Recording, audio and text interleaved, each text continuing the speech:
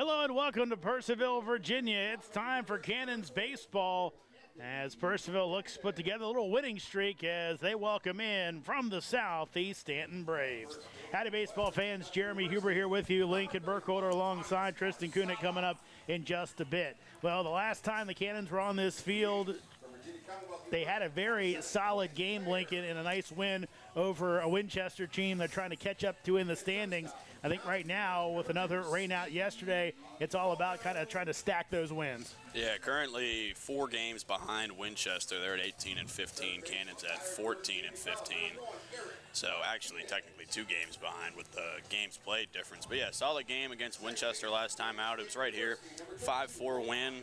They were out hit 11 to 10, but big thing for the Cannons that night, 0 errors on the score sheet. So they kept it clean, had a big home run, I believe, by, looks like they did not have a home run. No, Winchester had one, but yeah, a whole lot of extra base hits, lots of singles. They walked an astonishing amount in that game. So got on base, got them around. It was good to see. Speaking of home runs, Thomas Marsala, he, of course, had a big game in the Valley League All-Star game, was named MVP of that. That's the last time some of the Cannons have been on the field. We'll see if there's any rust. Shouldn't be. Only a couple days away from the diamond. We'll pause quickly for our national anthem. Get you your starting lineups after this. She has performed with her Montessori school and with the Pickwick Players and is currently voice training at Catoctin School of Music and dancing with Sky Ballet. Thank you and welcome, Lily. Please rise if able and join Lily as she sings the national anthem. Oh, say can you see by the dawn's early light what so proudly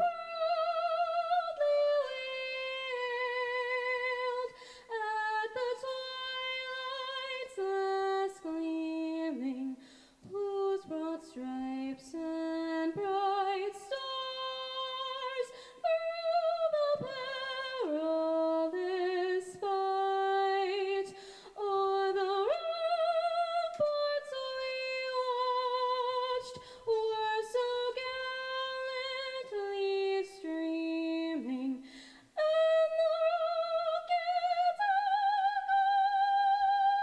the balls bursting in air gave proof through the night that our flag was still there.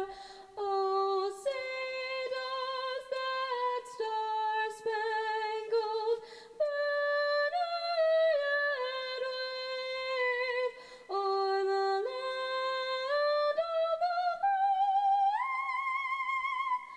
and the home of the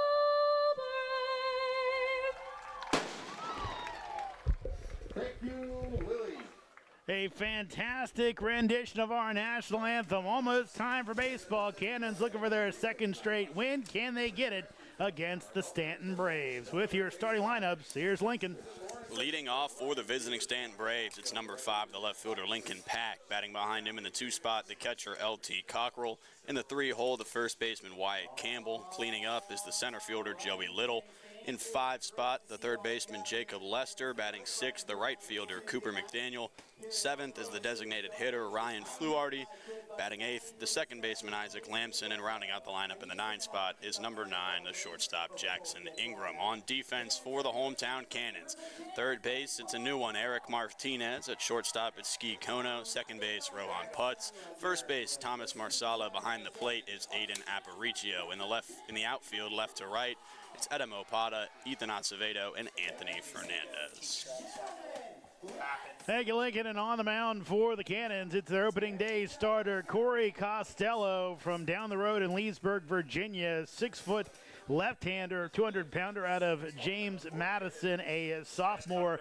Costello on the campaign, 1-0 record, 2.32 ERA in 4 outings, all starts, 19 and a third innings pitched, 33 strikeouts, 13 walks, only 9 hits allowed. Earned his first win of the season, his last time out on July the 5th, as he pitched against the Rebels of Newmarket in that 11-0 blowout win by the Cannons.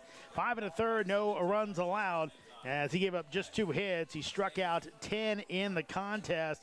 He walked 2. Costello among the strikeout leaders in the Valley League.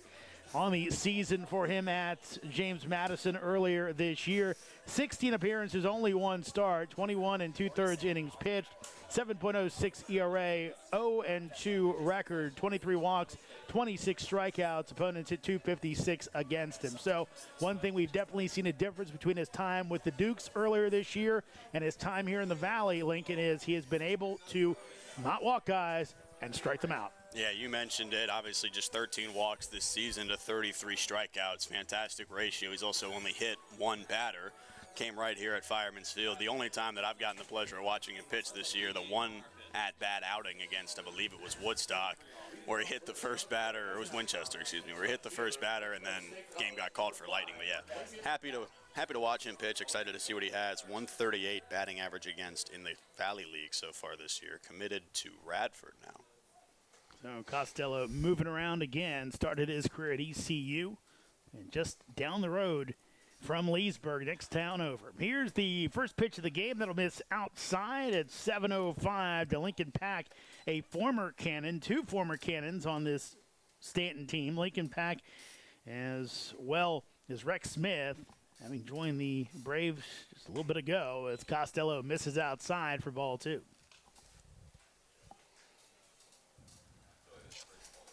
Pack on the year, 693 OPS. Playing out in the left tonight.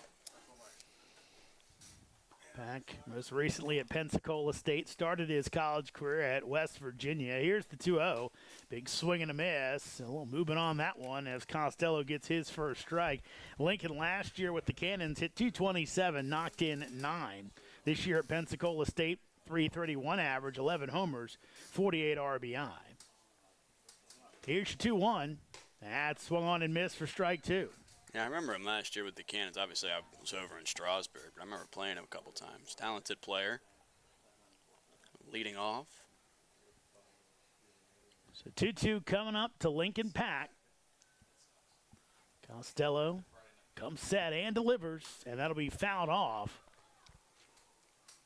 One of those things you look closely at Costello as he's coming to a set. There's a couple of little movements in there that's always the same. If it wasn't always the same, it could be called for a balk, but you'll see it kind of come set, moves that front foot a few times, takes a deep breath, and delivers the 2-2 again. That'll miss up and away, so the count goes to 3-2. Yeah, got a little internal clock going. He must have that pitch count running in his head, or the pitch clock, excuse me. Corey Costello has a ball of energy on days he pitches. Hopefully he harnesses it the best he can. 3-2. That'll miss outside. Almost broke back in, but Costello will surrender the leadoff walk to Lincoln Pack. Yeah, we talked about Costello's control ability to limit batters that he's walked this year so far, but Pack, a guy who likes 224 walks, just 17 strikeouts, can also run. He's 8 for 9 on the base paths this year. We'll see if they try and get him in motion here in the first inning. Here's LT Cockrell out of Delaware.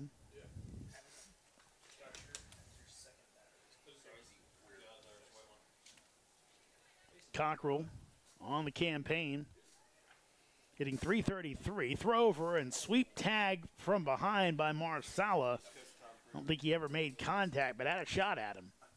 Yeah, it was a close one. Cockrell can swing at .333 average, 500 slugging. Pair of homers, 12 RBI on the season. Here's the pitch. That's going to miss away for a ball. Cockrell, before his time at Delaware, played at State College of Florida. Here's the 1-0. That'll be fouled away. Make sure to return all foul balls to the merchandise. Both of Logan's parents were Division I athletes. Mom played tennis, dad played football.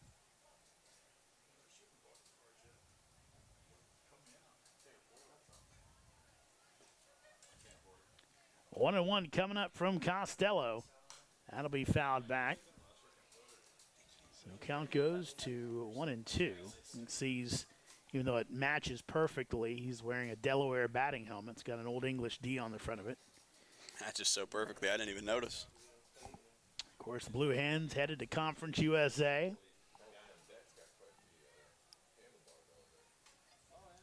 One, two. That'll miss outside. Costello started to find some success down at James Madison. Called it a gyro spin cutter. Replaced his sweeping slider. And pitch on the outside corner. Looking nasty. 2-2 pitch. That's roped out into center field. That's going to get down for extra bases. Will get near the wall. Picked up by Acevedo. He gets it in quickly, and it will hold the runner at third base. But a no-out double by L.T. Cockrell will put two runners in scoring position for the Braves as they look to continue their hot streak. Cockrell put a charge into that one.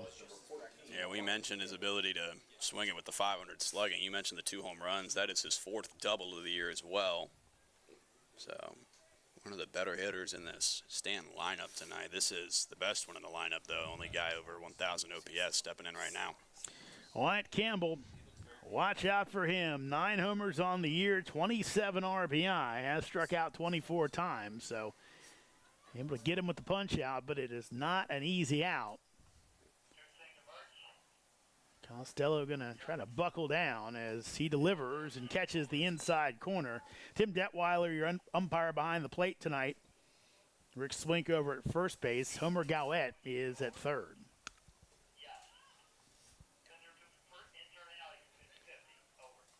0-1 coming up. Here it is. That will miss high. A lot of the times in the Valley League, you'll see guys high OPS, high average, but a smaller sample. This is no joke of a sample. 28 games. That's all but 1 or all but 3 of Stanton's games this year. 103 at bats. Campbell swinging a miss for strike 2. Wyatt, another returner. Spent his time at junior colleges. Most recently at Florida Southern College. Before that, Santa Fe College. That's in Florida, not in New Mexico.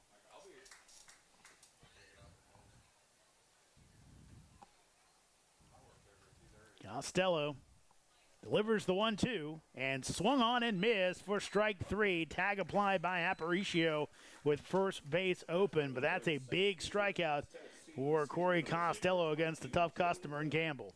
Yeah, just a big breaking ball there. Looked like maybe a changeup. Could have been a deeper curveball, but got him over top of it. He didn't make any contact, so it's a big out. Get the most talented hitter, biggest stats in the lineup. Send him back to the dugout. Here's Joey Little. Comes in hitting .290 on the year for the Braves. That'll be up the middle, but it's caught. Step on the bag, double play. Corey Costello, guts of a burglar. He wriggles out of it as he gets the double play. After the strikeout, the Cannons get out of it with no runs given up. Braves do not score. Cannons coming up in the bottom of the first inning.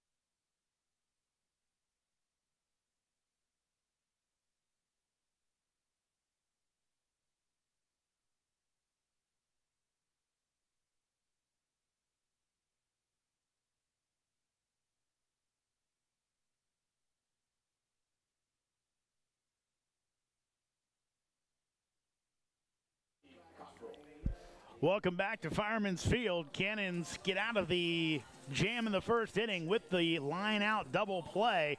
They're coming to the plate with their lineup. Here's Lincoln. Leading off for the Cannons tonight, center fielder Ethan Acevedo. In the 2 spot, Anthony Fernandez out in right. And then the 3 hole, first baseman Thomas Marsala. Cleaning up tonight, designated hitter Quinn Mayer. In the 5 spot, the shortstop Ski Kono. Batting 6, the new guy, third baseman Eric Martinez. Batting 7, the second baseman Rohan Putz. In the 8 spot, Edem Opada. And batting in the 9 hole, rounding out this lineup, Aiden Aparicio. On defense for the Braves, Lester at third, Ingram at short, Lamson at second, Campbell at first. Cockrell is behind the dish. Outfield left to right, it's Pack, Little, and McDaniel in that order. Thank you, Lincoln. And on the hill for the Staunton Braves, it's Miguel Hugas. Hugas, the 6'3", 200-pounder, a junior, two-way player, as he's batted in 8 games for the Braves this year. He's pitched in 3, 1-1 record, 2.16 ERA. Again, 3 appearances on the hill, only 1 start. 8 1/3 innings pitched, 11 strikeouts, 4 walks, and 4 hits allowed for Hugas. Again, he is headed to Mercer, and he will look to shut down the Cannons lineup as Purcellville, after a nice double play there. And it wasn't hard contact, so gave Putz plenty of time to get over there, catch the soft liner, and double off Cockrell at second base and get out of the inning. Yeah, just great reaction time by Putz. Had to jump on it immediately. No problem with the catch. And ran right through the bag, back into the dugout. So big double play in the inning. Gets Costello out of the jam. Keeps this game scoreless for the Cannons lineup here in the home half of the first. Starts with the spark plug, Acevedo.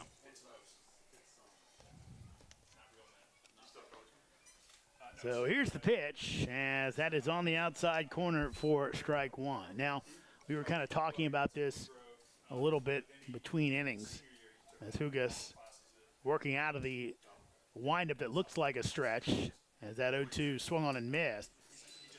We don't get, stat packets or the other things you would get at a college to get game notes, that type of thing. Hugas, previously at Chipola College, here's the 0-2. As that'll miss outside. But when you try to match up hometowns and all that thing, I believe he actually may have been an Alabama recruit at one point. And, of course, that's close to your house as a proud Tide. Yep. Here's the 1-2. That's hit the other way, and it's going to be off the ground. Nice pick, throw over, and it will be in time to get the out. Put a star on that one for Lester. A tough play, as always, right now. Third base, when you're looking straight into the sun, always tough to get a good read. Lester got it and able to get the speedy Acevedo by a step for out number 1. Yeah, that one hit the lip of the grass out there at the start of the infield. He took a weird hop a little bit to the left. He's able to backhand that. Throw on one hop. Picked up by the first baseman, Campbell. Here's Anthony Fernandez, as he'll hit it the other way, almost take off the head of Ridge Fuller, third base coach. No reaction from him. Just watch that thing fly by. Well, Ridge is a proud soldier. He's seen a little time. Here's the 0-1, as that swung on and missed for strike 2. Yeah. Missed behind the plate as well. So 0-2 is Hugas is getting ahead of hitters early on. Acevedo almost able to bedevil him, but good defense behind him. Here's the 0-2, as that'll miss high, looking for the swing and miss on the chase.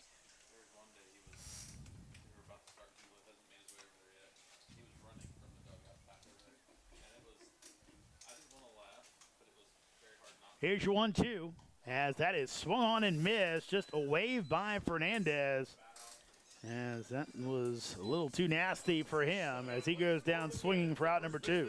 Yeah, Hugas off to a hot start here. This one start of the year so far. He threw 6. That's his 1 win of the year as well. Just 3 hits against him, 1 walk, 8 strikeouts. Almost a spotless record, just 1 run. Here's Thomas Marsala, as he will take outside for a ball. Very left-handed, heavy Cannons lineup. They try to take advantage of the inviting conditions down the right field line, as that will be in for a strike. 310 straight down the right field line, 340 to the power alley. That's where you want to hit it if you want to hit a home run here at Fireman's Field. Marsala can hit it there. We've seen him do it. Here's the 1-1, and he waves at that one for strike two. Changeup doing damage so far in the first inning, breaking away. Good drop, good speed difference. It's a hard pitch to hit. 1-2, and that's in the dirt, and Marsala lays off.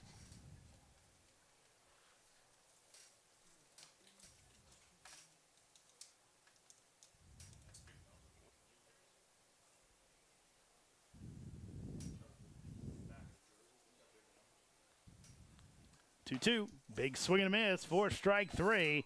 Pair of strikeouts for Hugas in the bottom of the first. We played one, no score here at Fireman's Field. The Purcellville Cannons would like to thank their sponsors for the 2025 season. IBEW Local Number 26, International Brotherhood of Electrical Workers, the Purcellville Pub, Catoctin Creek Distilling Company.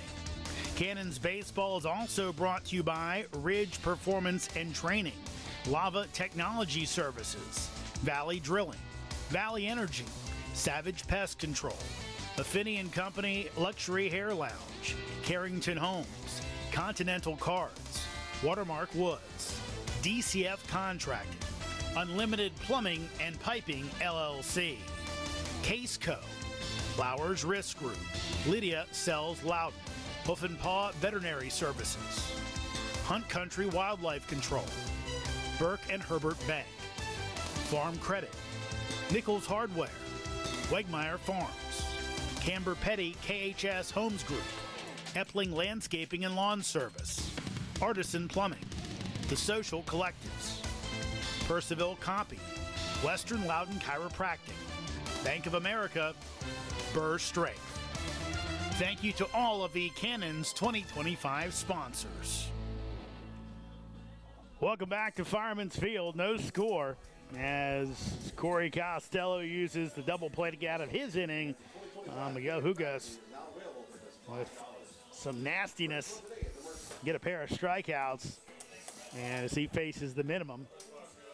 Of course, glad to have you watching along. Of course, coming up, All-Star game will be getting going about 45, 50, 55 minutes or so, I guess. Yeah, 8 p.m. start. Well, we know it's not going to be an actual 8 p.m. start. Yeah. It never is. Not on ESPN. 8 p.m. right on the dot. Yeah, well, Fox has got it. So. Fox got it. Yeah, Fox always has the All-Star game, and ESPN has the Home Run Derby, though. I was tuned into that. Yeah, I'll tell you what, people were giving I was having trouble last night. The split screen was not doing it for me. Yeah, I switched over to ESPN2. They had the StatCast broadcast sitting behind the plate. Oh, nice. Had Kevin Brown. Yeah, just watching them fly. Jacob Lester at the dish as he'll take low for a ball. Lester out of Trevecca Nazarene University. 885 OPS, 299 average this year for Staunton. That'll miss high. So count goes to 2-0. See the 513-footer last night? I did not. Yeah, O'Neal Cruz. 122, 513.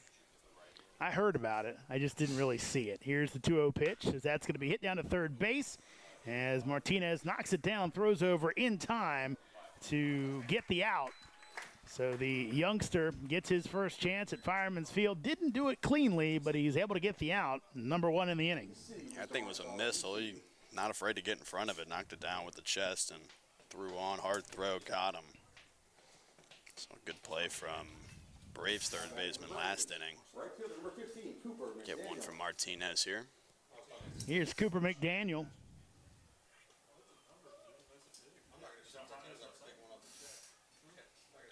And a swing and a miss for strike one. McDaniel out of South Carolina, Beaufort, I believe it is. Not completely up on my South Carolina school pronunciations, unfortunately. Here's the 0-1. That swung on a miss for strike 2. Can't say I'm much better than you in the South Carolina. I know how to pronounce South Carolina. That's good. That's good. It's about the extent. 0-2 coming up. There's a few different South Carolina schools now, as that's a swing and a miss. Corey Costello, after the hard contact by Lester, comes back, and good morning, good afternoon, and good night for Cooper McDaniel. Second out of the inning, second strikeout for Corey Costello. Yeah, starting to see why opponents are batting 138 against him this year. Here's Ryan Fluharty. Ryan out of South Carolina, upstate, as that will miss outside, though I believe in doing my research today, Fluharty actually is, I think the Braves announced it on their Twitter that he's headed to Shepherd. So going from Division I down to D2. Here's the 1-2. 1-0, excuse me. That's in for a strike. And Shepherd just over the mountain from us here in Purcellville. 1-1. That's going to be low. I believe at one point most of my high school PE teachers all went to Shepherd. This was years and years ago, obviously. He'll join teammates with new Cannons addition in the bullpen, Zach Rose. 2-1, that will miss away, so count goes to 3-1. Costello not happy with himself, kind of slapping the glove after the ball thrown back to him. So Corey settles back in. Isaac Lamson on deck. Here's 3-1. That is swung on and missed for strike 2. Yeah, Fluharty just out in front of that one. May have been expecting a heater after he saw maybe the glove slap, but change up. Payoff pitch coming up. Here it is. That is going to miss low, as Tim Detweiler took a good look at it, but said did not find the zone. So second walk for Costello, as that'll bring Lamson, up to the dish. This one, 2 outs. Just got to get one more guy down. Leave him out there.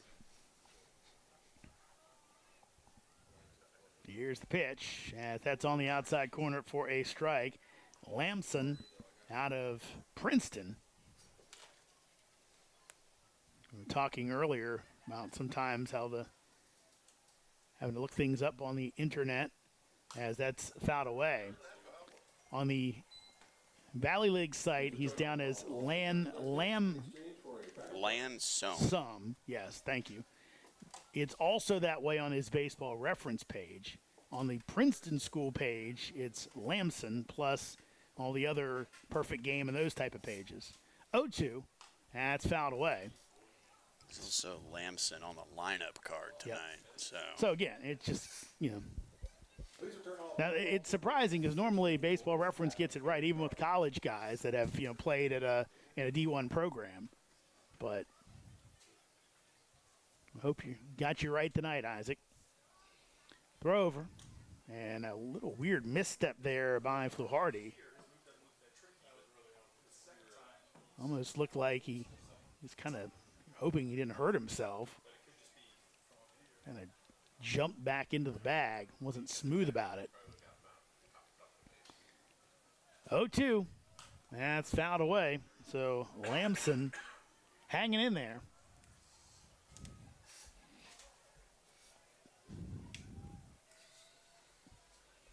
Cannons will be back home on Thursday for a doubleheader against Front Royal. What are expected hot conditions that day.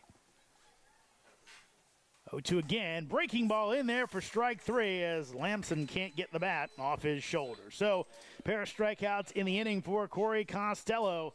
We played 1.5. We're still scoreless. Braves and Cannons here in Purcellville. The Purcellville Cannons would like to thank their sponsors for the 2025 season.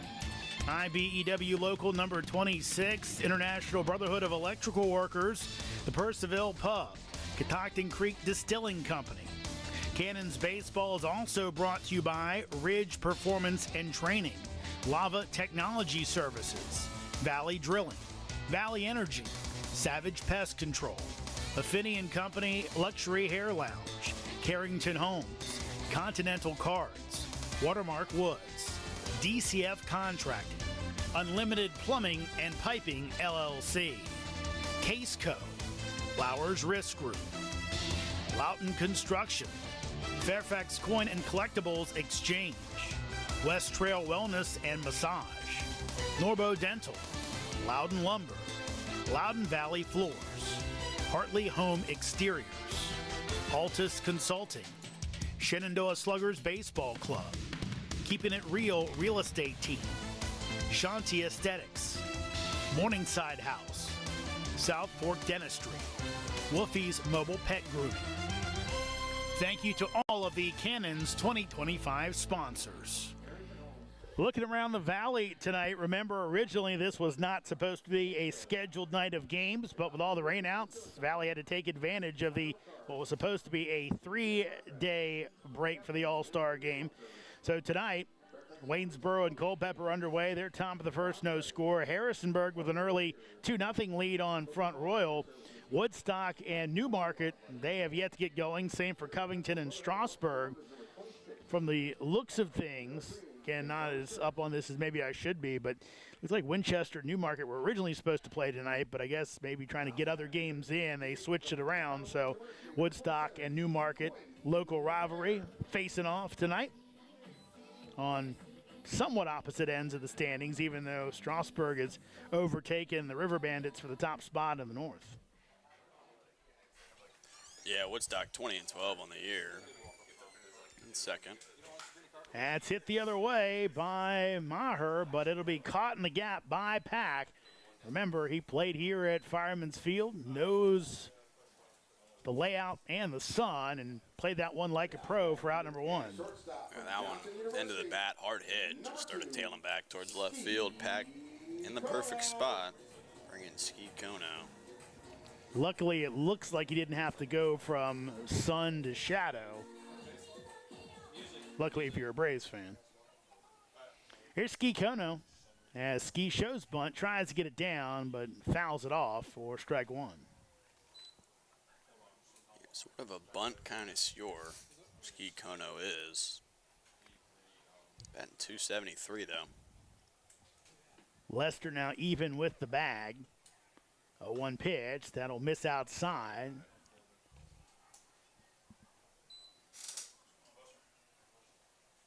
Yeah, so many guys play back in the Valley. Here's the 1-1. Kono takes for a strike, and especially the way conditions are here at Fireman's Field, that first hour when the sun's in your eyes over at third base, that bunt could be a very dangerous weapon. 1-2. That'll miss high, so count goes even. 1 out here in the bottom of the second. Still no score. Staunton had the best chance, put runners on second and third with nobody out in the first. 2-2 pitch. That'll be hit to second base. Lamson over and just in time as Kono was hustling down the line, but gets him by a step for out number 2. Now batting for the Cannons third baseman from Dyersburg Community College, number 1, Eric Martinez. Another 2 quick outs for Hugas on the mound. Still face the minimum. Here comes Eric Martinez. Martinez, new addition to this Cannons team. Here's the pitch, and that's in for a strike. You know a little about him. Yeah, Eric Martinez, high school kid. Looking to find maybe some high school stats here for y'all. But yeah, talented bat, according to General Manager Rich Fuller. He'll take a ball there.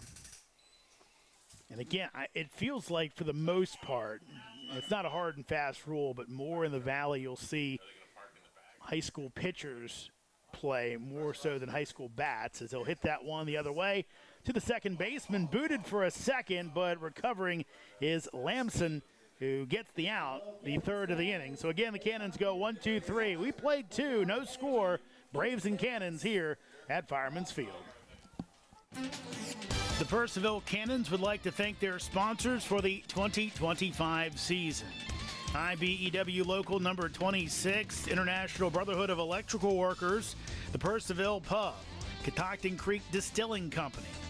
Cannons Baseball is also brought to you by Ridge Performance and Training, Lava Technology Services, Valley Drilling, Valley Energy, Savage Pest Control, Affinity & Company Luxury Hair Lounge, Carrington Homes, Continental Cards, Watermark Woods, DCF Contracting, Unlimited Plumbing and Piping LLC, Case Co, Flowers Risk Group, Lydia Sells Loudon, Hoof and Paw Veterinary Services, Hunt Country Wildlife Control, Burke and Herbert Bank, Farm Credit, Nichols Hardware, Wegmeyer Farms, Camber Petty KHS Homes Group, Epling Landscaping and Lawn Service, Artisan Plumbing, The Social Collectives, Purcellville Copy, Western Loudon Chiropractic, Bank of America, Burr Strength.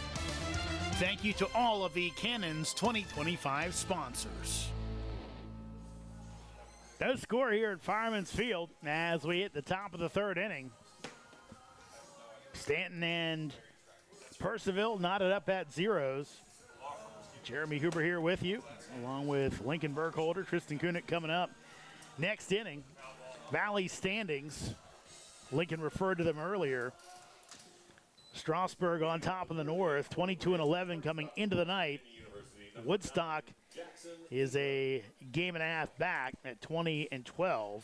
Winchester 4 off the pace. Cannons 8 off the pace, looking to get back to 500 tonight with a second straight win. Front Royals 8.5 back. Newmarket is 13.5 back.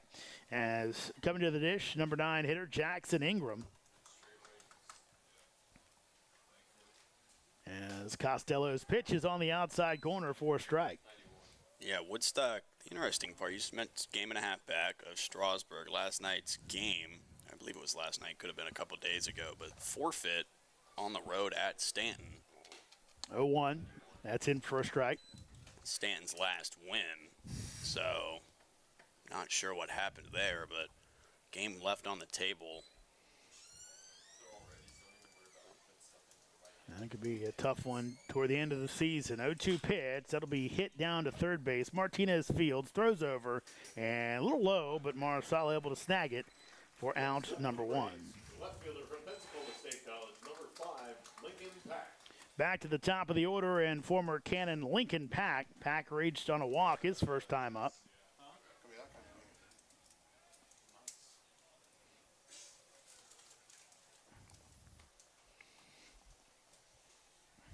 Pack hitting .219 on the season. Pair of homers, 10 RBI.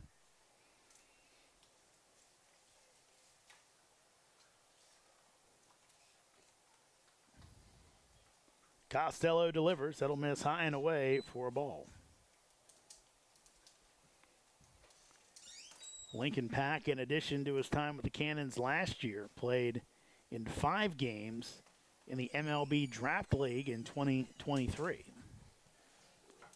Here's the 1-0. And that will break in for a strike. Of course, the Draft League was set up after the minor leagues were kind of whittled down a little bit. It's one of the 2 leagues, I believe, the 1-1 swing and a miss, that were kind of made out of former minor league franchises. Yeah, it's a cool league, though. Cool concept, too.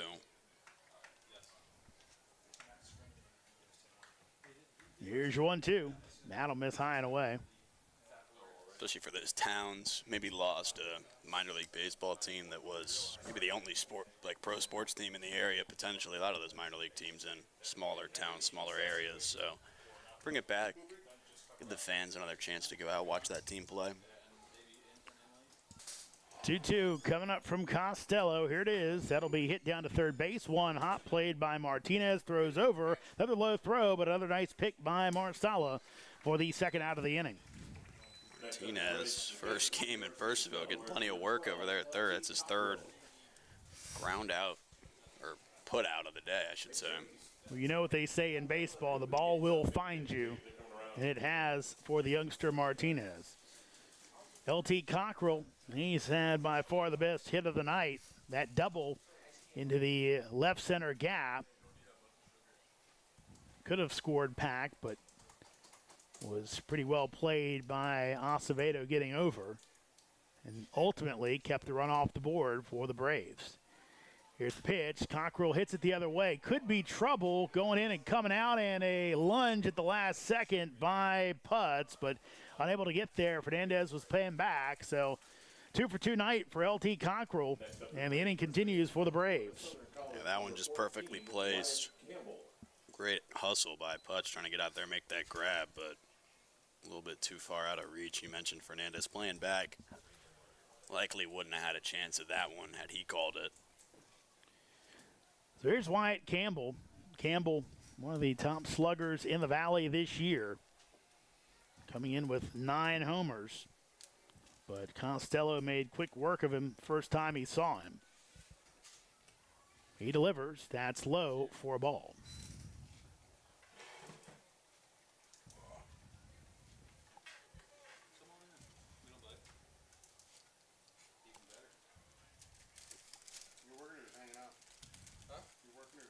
Throw over, back in plenty of time.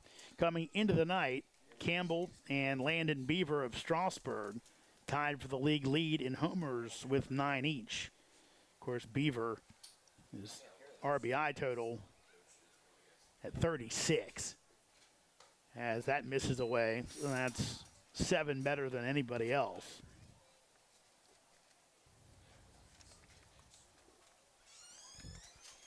And only a 40-plus game season.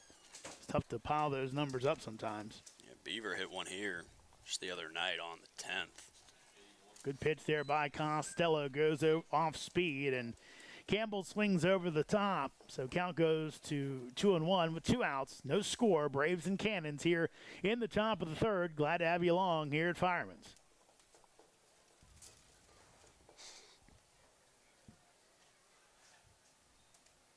Two-one. That will miss inside. Notice that a few of the Braves have these star socks on. No stripes, just stars. Assuming maybe a 4th of July thing. Joey Little as well on deck. 3-1 misses outside. So after getting the first 2 outs, the bloop single by Cockrell and the walk to Campbell. And again, Staunton has something going as Joey Little comes to the plate. Little, of course, lined into that double play back in the first inning. So we would love to get a little payback right here. Costello looking to end the inning.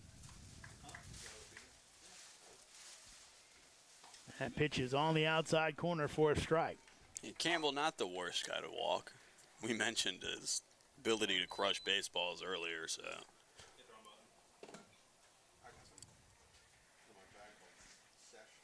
0-1. That'll be hit the other way. We'll stay in the park. Fernandez going back, makes the catch for the 3rd out of the inning. So, for the 2nd time tonight, Staunton leaves 2 on. They've yet to score. Same for the Cannons. All zeros as we head to the bottom of the 3rd inning. The Purcellville Cannons would like to thank their sponsors for the 2025 season. IBEW Local Number 26, International Brotherhood of Electrical Workers, the Purcellville Pub, Catoctin Creek Distilling Company. Cannons Baseball is also brought to you by Ridge Performance and Training, Lava Technology Services, Valley Drilling, Valley Energy, Savage Pest Control, Affini & Company Luxury Hair Lounge, Carrington Homes, Continental Cards, Watermark Woods, DCF Contracting, Unlimited Plumbing and Piping LLC, Case Co, Flowers Risk Group, Loughton Construction, Fairfax Coin and Collectibles Exchange, West Trail Wellness and Massage, Norbo Dental, Loudon Lumber, Loudon Valley Floors, Hartley Home Exteriors, Altus Consulting, Shenandoah Sluggers Baseball Club, Keeping It Real Real Estate Team, Shanti Aesthetics, Morningside House, South Fork Dentistry, Wolfie's Mobile Pet Grooming. Thank you to all of the Cannons 2025 sponsors. Welcome back to Fireman's Field. No score between the Staunton Braves and the Purcellville Cannons.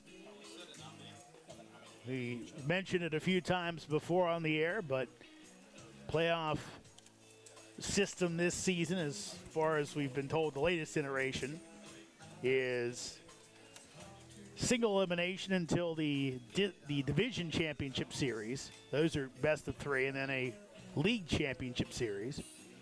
So right now, if you're the Staunton Braves, if you hold serve, I think you've made this point, it's a good one. Staunton, if they can finish in that second spot, they'll need just one win to make it into the division championship, which would be very good for them, a program that's been down a little bit over the last few years. Get to steal a rest day, too, on when the teams that aren't in the top 2 seeds are playing their first one-game wild card. It's a lot easier to win one baseball game than 2 in a row, especially in a playoff format. And especially after a team may have depleted some of its pitching the night before. Here's Putz. He'll take the breaking ball in for a strike. Yeah, as it stands, Purcellville would face off against Front Royal here at Fireman's Field if the season ended today. 0-1. And Putz will take in the dirt for a ball. It's nice right now, especially as we've seen some of the games go by the wayside, like the Cannons game with Harrisonburg last night. Here's the pitch. That is outside, so that makes it a 2-1 count. But, get a few extra home games, get a few more gates after, losing some of those chances. That's big. Here's your 2-1. And a big swing and a miss by Putz for strike 2.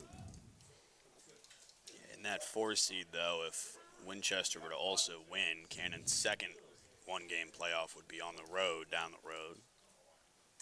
That's fouled off. And how about that duck from Opata? Well, his buddy Kobe White said he's a one-of-one athlete right there. He showed the reflexes, stayed out of the way. Opata waits on deck. Putz again looking at a 2-2 pitch with nobody out, as he will hit this one the other way. Going back is McDaniel, but on the warning track makes the grab and puts the hands up against the wall to brace himself. So 1 out on a hard hit ball by Putz.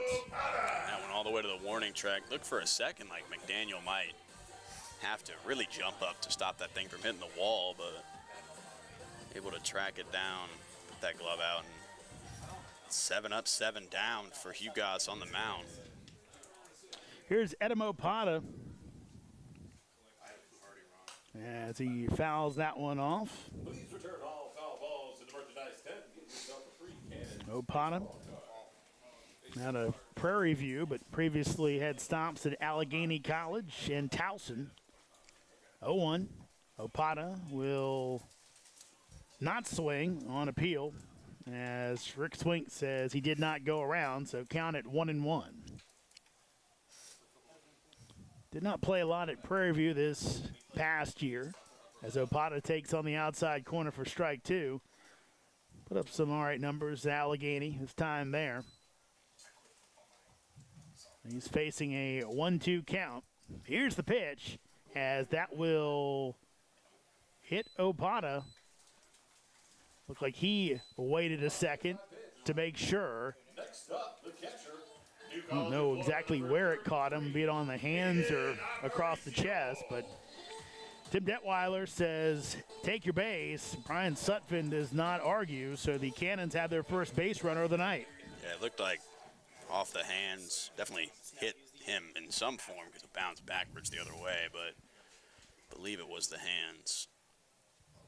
Here's Aiden Aparicio, who will hit one to shortstop, could be 2, over to second, step on the bag, over to first in time. That's a double play, and that will end the inning. So no score in the first 3 innings of this one, the Braves and the Cannons. That'll do it for me tonight, folks, as Lincoln and Tristan will take you through the rest of the way. I will see you for the doubleheader on Thursday against Front Royal. The Purcellville Cannons would like to thank their sponsors for the 2025 season. IBEW Local Number 26, International Brotherhood of Electrical Workers, the Purcellville Pub, Catoctin Creek Distilling Company.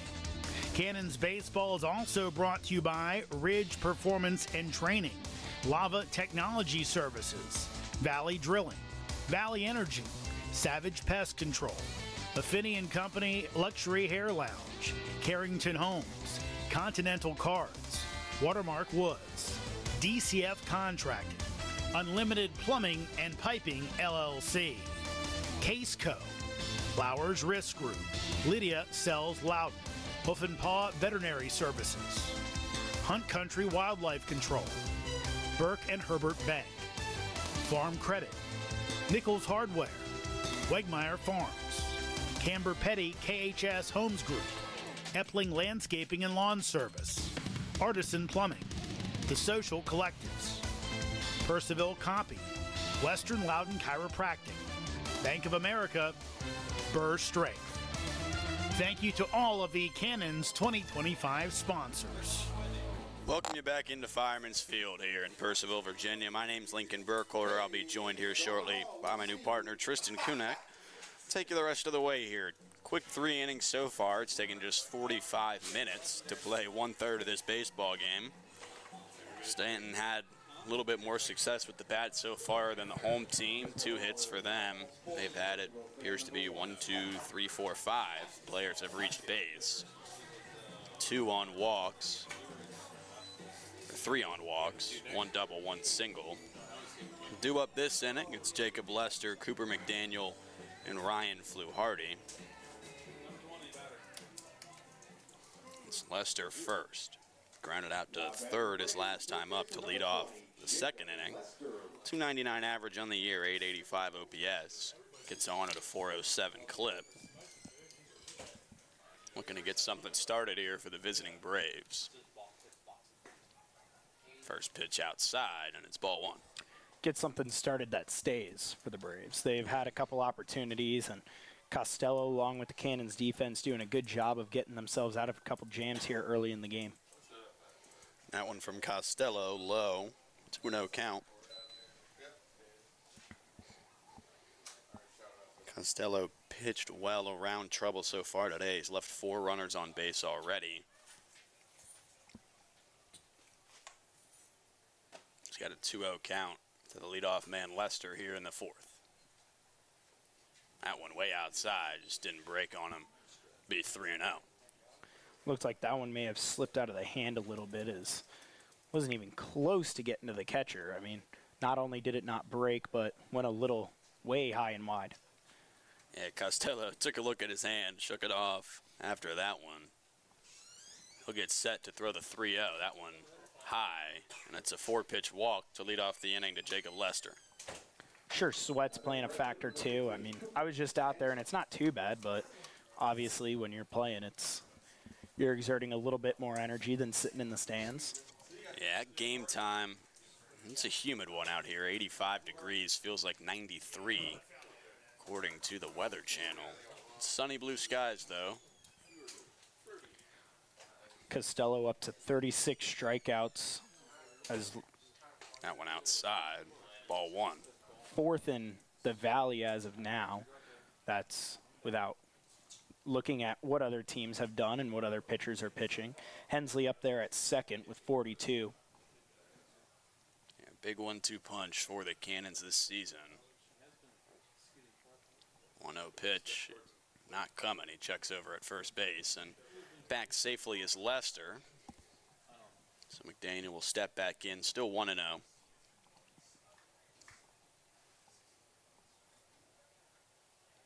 Broke out swinging his last at bat.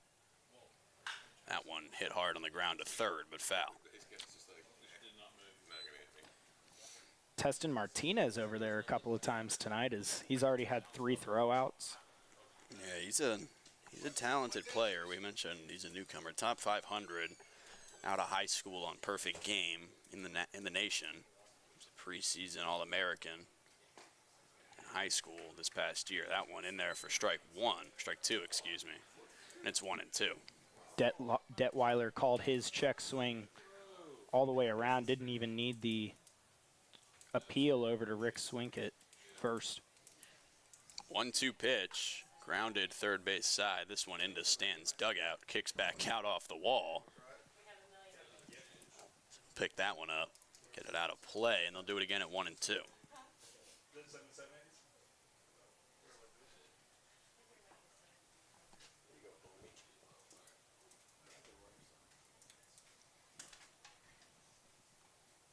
1-2 pitch once more. This one fouled off right behind the plate. Count remains. More importantly for the Braves is they're getting Costello's pitch count up. Remember, he pitched at the All-Star game just a couple days ago. Excuse us. Yeah, just pitched in the All-Star game a couple days ago. They're already getting his pitch count up, and I mean, he's been one of the better starters for the Cannons if you can get him out early.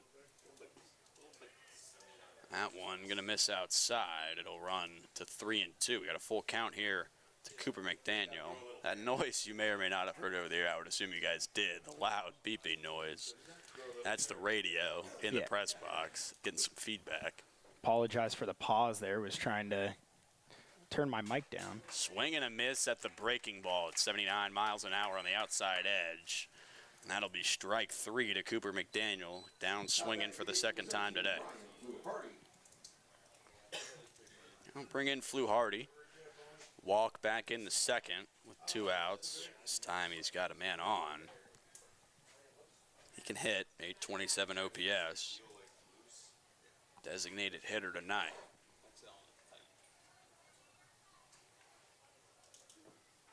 That one outside, 1-0.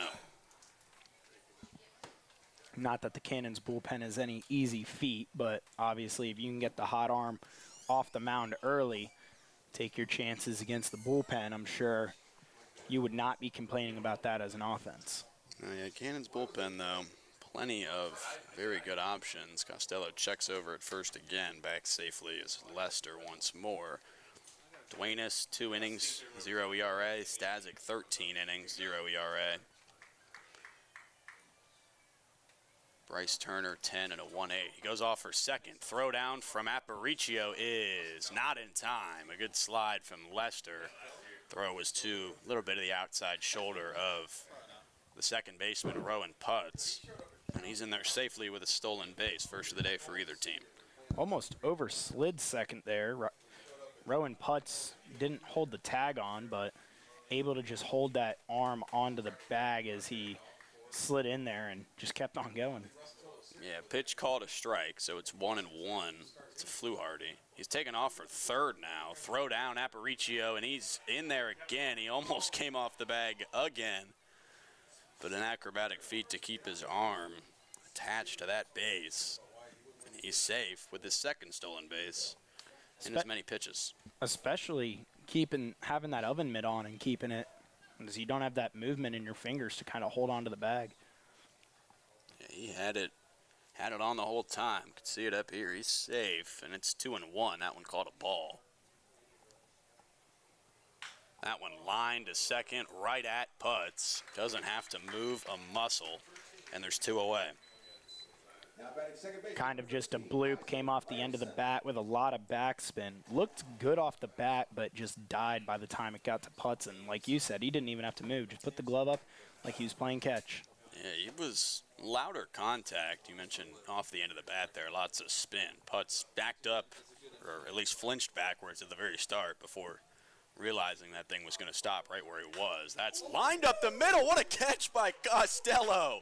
Right at him, glove on the stomach, and it's out number 3. How about that from Corey Costello to end the inning with a runner on third? For the 4th straight, he keeps him scoreless, leaves another runner on, and it's still 0-0 here at Fireman's Field in Purcellville. We'll see you back here in the home half of the 4th. The Purcellville Cannons would like to thank their sponsors for the 2025 season. IBEW Local Number 26, International Brotherhood of Electrical Workers, the Purcellville Pub, Catoctin Creek Distilling Company. Cannons Baseball is also brought to you by Ridge Performance and Training, Lava Technology Services, Valley Drilling, Valley Energy, Savage Pest Control, Affinity and Company Luxury Hair Lounge, Carrington Homes, Continental Cards, Watermark Woods, DCF Contracting, Unlimited Plumbing and Piping LLC, Case Co, Flowers Risk Group, Loughton Construction, Fairfax Coin and Collectibles Exchange, West Trail Wellness and Massage, Norbo Dental, Loudon Lumber, Loudon Valley Floors, Hartley Home Exteriors, Altus Consulting, Shenandoah Sluggers Baseball Club, Keeping It Real Real Estate Team, Shanti Aesthetics, Morningside House, South Fork Dentistry, Wolfie's Mobile Pet Grooming. Thank you to all of the Cannons 2025 sponsors. Welcome you back in here to Fireman's Field in Purcellville, Virginia, coming off the incredible catch from Cannon starter Corey Costello. Jumped up at a line drive right back at him and lands in the glove to end the inning. New pitcher on the mound for Staunton. That'll do it for Miguel Hugas. 3 no-hit innings, just 1 walk. He faced the minimum due to the double play that ended the previous inning. So fantastic 3-inning start for him, and he'll be replaced by the lefty Dominic Atone. I'll have Tristan tell you all about him. Dominic Atone making his first appearance for the Braves. He is a lefty, 200-pound, 6'4" senior going to Thomas University. Nothing here, as I mentioned, first appearance here in the Valley. And as I'm looking here, it looks like he played for Culpeper last year. Last year with Culpeper, he pitched in 7 games, 5 with Staunton, and then he actually pitched 2 with the Cavaliers in the playoffs. So with the Braves last summer, he won 1-0 with a 1.22 ERA in 7.1 innings pitched, 6 strikeouts and 9 walks. And then with Cavaliers, 4.5 ERA in 2 games and 4 innings pitched, 5 strikeouts, 4 balls. Here's his first pitch, and it's low and away for ball 1 to Ethan Acevedo, stepping to the plate for the second time today. Grounded out to third back in the first. Correction on Hugas's line. He actually didn't walk anybody. He hit Adam Opata, so a whole bunch of zeros and 2 strikeouts for him. That one swung on and missed. Strike 1 to Acevedo. Worth noting, with Staunton last season, only gave up 1 run, and it was earned. That was in a 7-2 win. He pitched 2 innings in that game. 1-1 pitch, low, 2-1.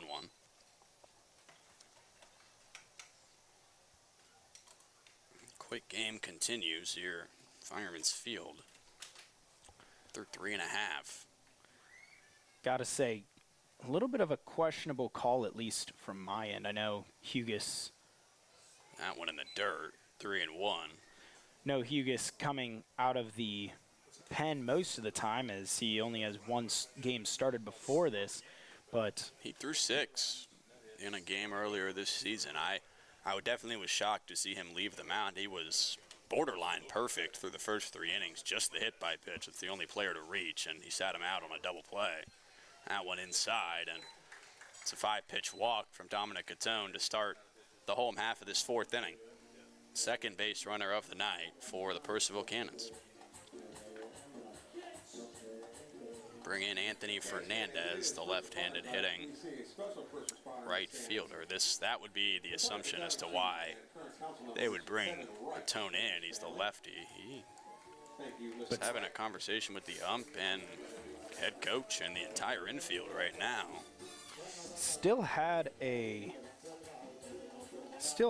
I mean, like you said, he faced the minimum. He hit Adam Opata, but then immediately got a double play ball. So it's not like he. Yeah, they're calling. Wonder if he was injured. They're calling third base coach, general manager Ridge Fuller over here now to the mound meeting between Staunton's head coach Brian Sutphin, excuse me. And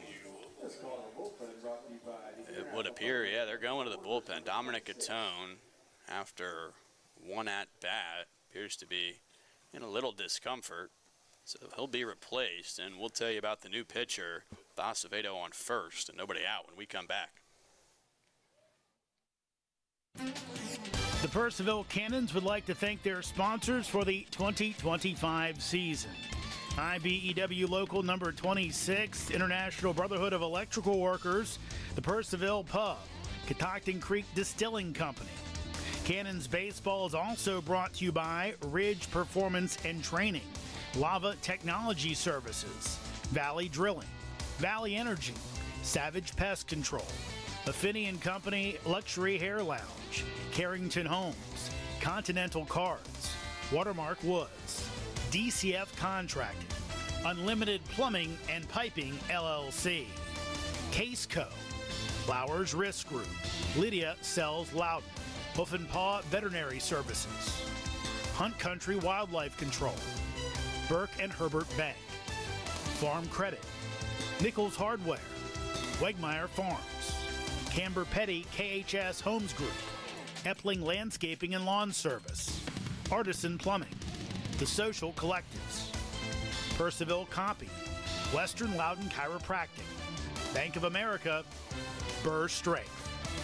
Thank you to all of the Cannons 2025 sponsors. Welcome back to Purcellville now. New pitcher on the mound for Staunton in the form of lefty Trey Rex. He is getting a slightly extended warm-up here due to the injury to Dominic Atone. Doesn't seem to be in extreme pain, but a little discomfort in what I believe was the quad or the upper leg area. Seems to be where it was, but no confirmation on that. He's heading over to the trainer. Yeah, he's now going over to the trainer, looking down at his leg and kind of shaking that off. So, yeah, it's probably some muscle thing over there. And I'm thinking, based off pulling Hughes early and then Atone there, I'm thinking they probably have a couple injury issues there, as now Trey Rex is coming out of the bullpen ice cold. You guys did finish the inning. I would imagine that he's not injured.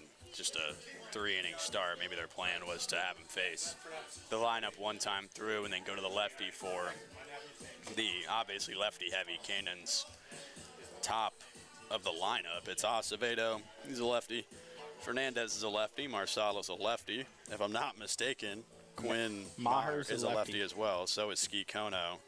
And the new third baseman Eric Martinez is a righty. So is Rowan Putz, Adam Opata, Aiden Aparicio, well. all righties. So 5-4, all in order.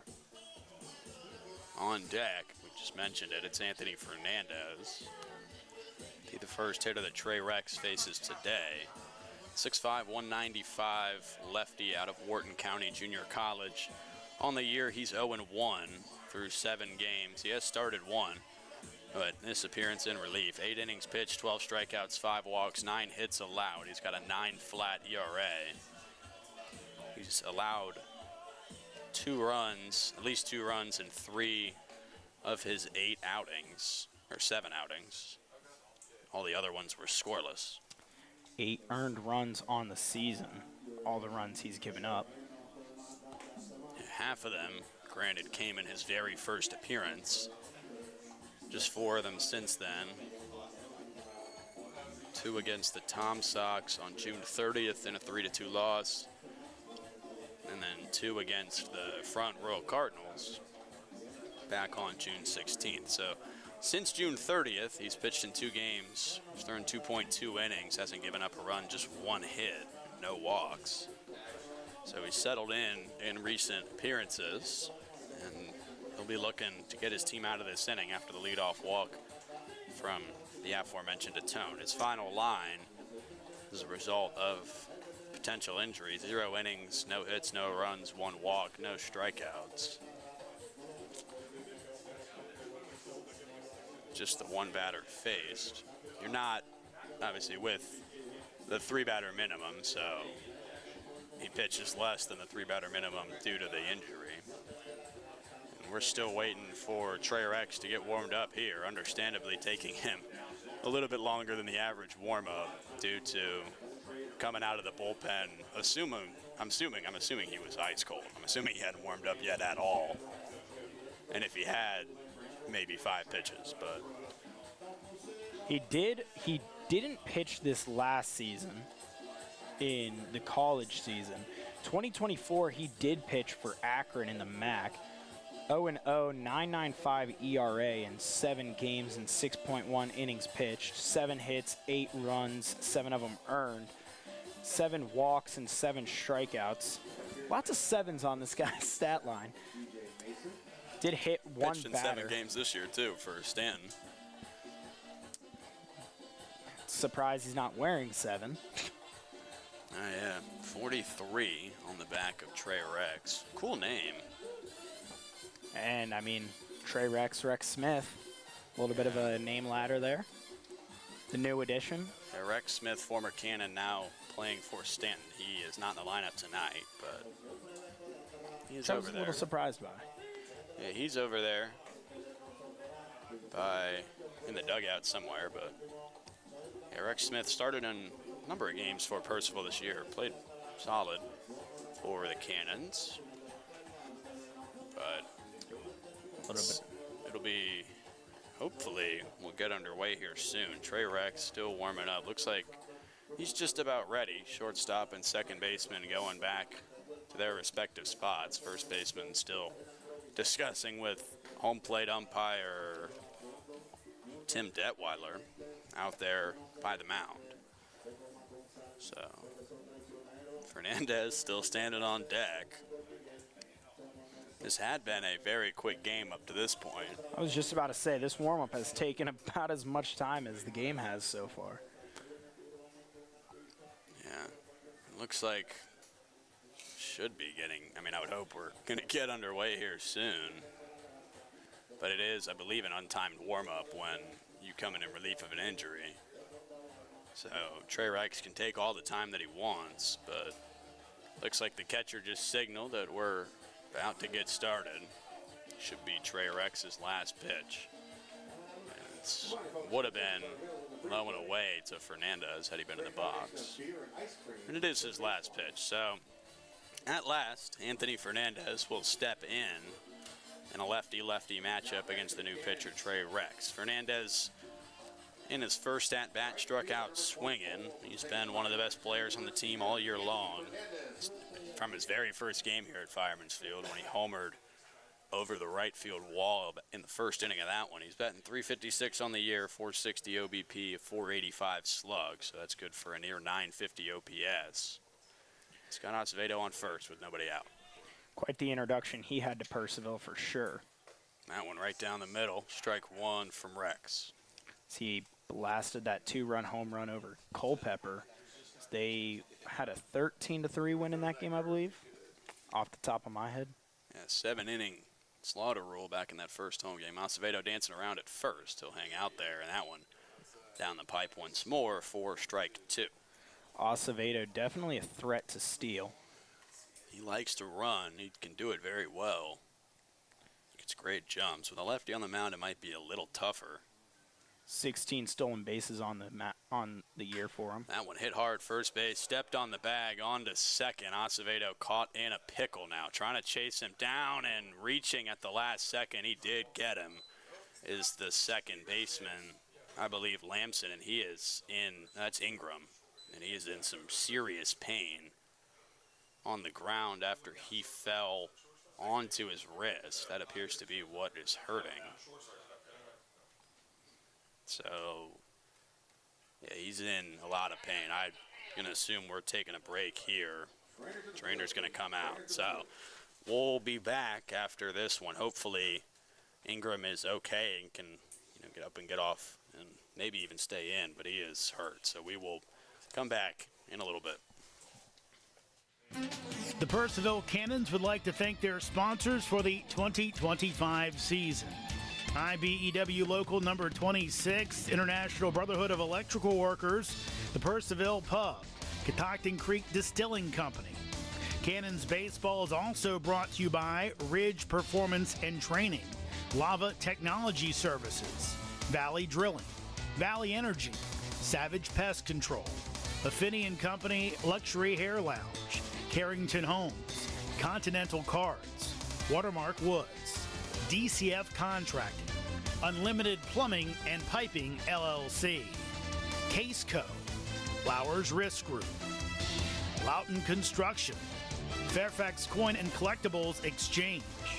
West Trail Wellness and Massage. Norbo Dental. Loudon Lumber. Loudon Valley Floors. Hartley Home Exteriors. Altus Consulting. Shenandoah Sluggers Baseball Club. Keeping It Real Real Estate Team. Shanti Aesthetics. Morningside House. South Fork Dentistry. Wolfie's Mobile Pet Grooming. Thank you to all of the Cannons 2025 sponsors. Welcome back to Fireman's Field. Unfortunately, shortstop Jackson Ingram still in some pain on the ground. It looks like not a wrist, but an ankle or a lower leg injury of some sort. He's still being looked at by the trainer. So we'll go to another break, and we'll be back whenever he's able to get up and get off the field. Hopefully he's all right and he'll be all right for the Staunton team, but he's still down. So we'll be back.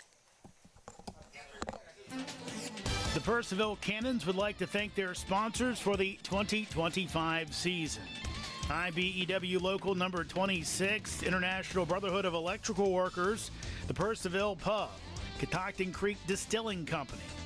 Cannons Baseball is also brought to you by Ridge Performance and Training, Lava Technology Services, Valley Drilling, Valley Energy, Savage Pest Control, Affinity & Company Luxury Hair Lounge, Carrington Homes, Continental Cards, Watermark Woods, DCF Contracting, Unlimited Plumbing and Piping, LLC, Case Co., Flowers Risk Group, Lydia Sells Loudon, Hoof and Paw Veterinary Services, Hunt Country Wildlife Control, Burke and Herbert Bank, Farm Credit, Nichols Hardware, Wegmeyer Farms, Camber Petty KHS Homes Group, Epling Landscaping and Lawn Service, Artisan Plumbing, The Social Collectives, Purcellville Copy, Western Loudon Chiropractic, Bank of America, Burr Strength.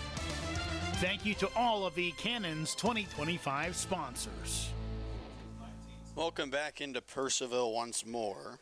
Up and off the field now is Ingram.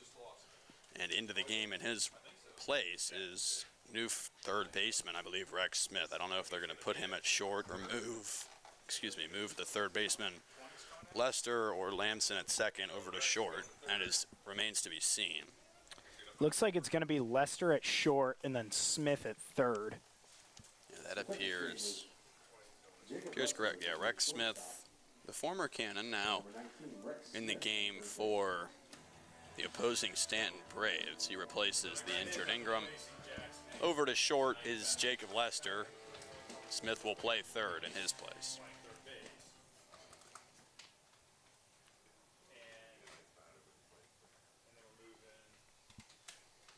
So we're back underway here. Pitch from Trey Rex is in there for strike one to Thomas Marsala, the new hitter for Purcellville, after the Anthony Fernandez ground out to first. 2 outs, nobody on. Acevedo is tagged out on that play as well. That one ripped into right. It's going to get down for a base hit. Marsala on with 2 outs. We'll bring in Quinn Mayer. Trying to get a little 2-out rally going here for the home team. There goes the Braves no-no. They had the bid through 3.2, excuse me.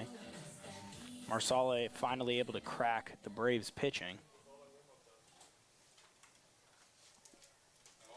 Yeah, it's first hit of the night for the Cannons. You mentioned it. Officially goes down. The previous out was a 3-6 double play. That one in there for strike one to Quinn Mayer.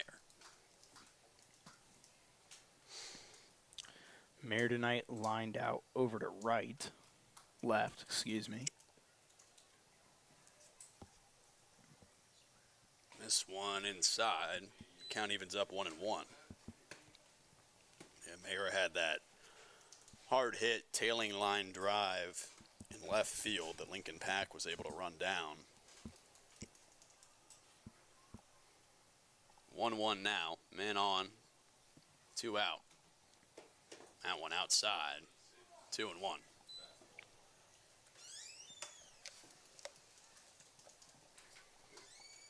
The new player, Rex Smith, wearing number 19 for Staunton. He wore number 1 in his time with the Cannons.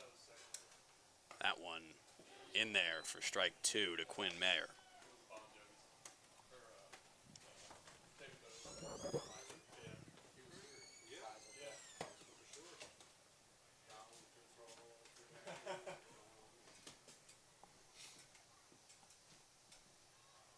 That one almost gets Mayer on the head, but he ducks out of the way, and that'll run this count full. It's 3-2 with, I believe, Ski Kono. Yeah, Ski Kono standing on deck. So a 3-2 pitch, 2 outs, man on first, bottom of the 4th from Trey Rex. That one popped up on the infield, coming in on it the first baseman. That is Campbell, and he makes the catch for out number 3. So pop out to first to end the inning, and it's another scoreless inning of work for the pitchers in this one. We're through 4, not a run on the board. We'll see you back here in the 5th for Staunton's time to hit. The Purcellville Cannons would like to thank their sponsors for the 2025 season. IBEW Local Number 26, International Brotherhood of Electrical Workers, the Purcellville Pub, Catoctin Creek Distilling Company. Cannons Baseball is also brought to you by Ridge Performance and Training, Lava Technology Services, Valley Drilling, Valley Energy, Savage Pest Control, Affinity & Company Luxury Hair Lounge, Carrington Homes, Continental Cards, Watermark Woods, DCF Contracting, Unlimited Plumbing and Piping LLC, Case Co, Flowers Risk Group, Loughton Construction, Fairfax Coin and Collectibles Exchange, West Trail Wellness and Massage, Norbo Dental, Loudon Lumber, Loudon Valley Floors, Hartley Home Exteriors, Altus Consulting, Shenandoah Sluggers Baseball Club, Keeping It Real Real Estate Team, Shanti Aesthetics, Morningside House, South Fork Dentistry, Wolfie's Mobile Pet Grooming. Thank you to all of the Cannons 2025 sponsors. Welcome back into Purcellville. Still Corey Costello, the left-handed starter, on the bump for the Cannons. They have not scored off him so far.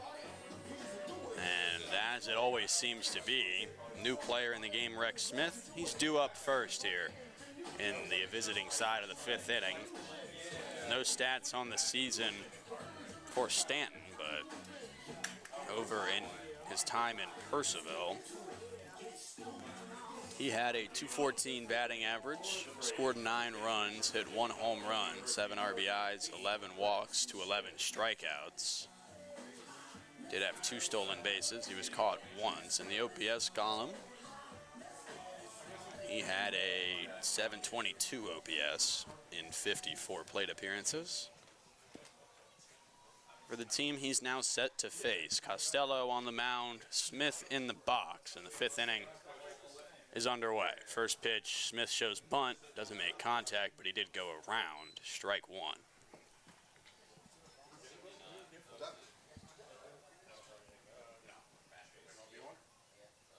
So an 0-1 count to Rex Smith. Top of the order on deck in the form of Lincoln Pack and LT Cockrell. Now Ethan Acevedo is heading in from center field.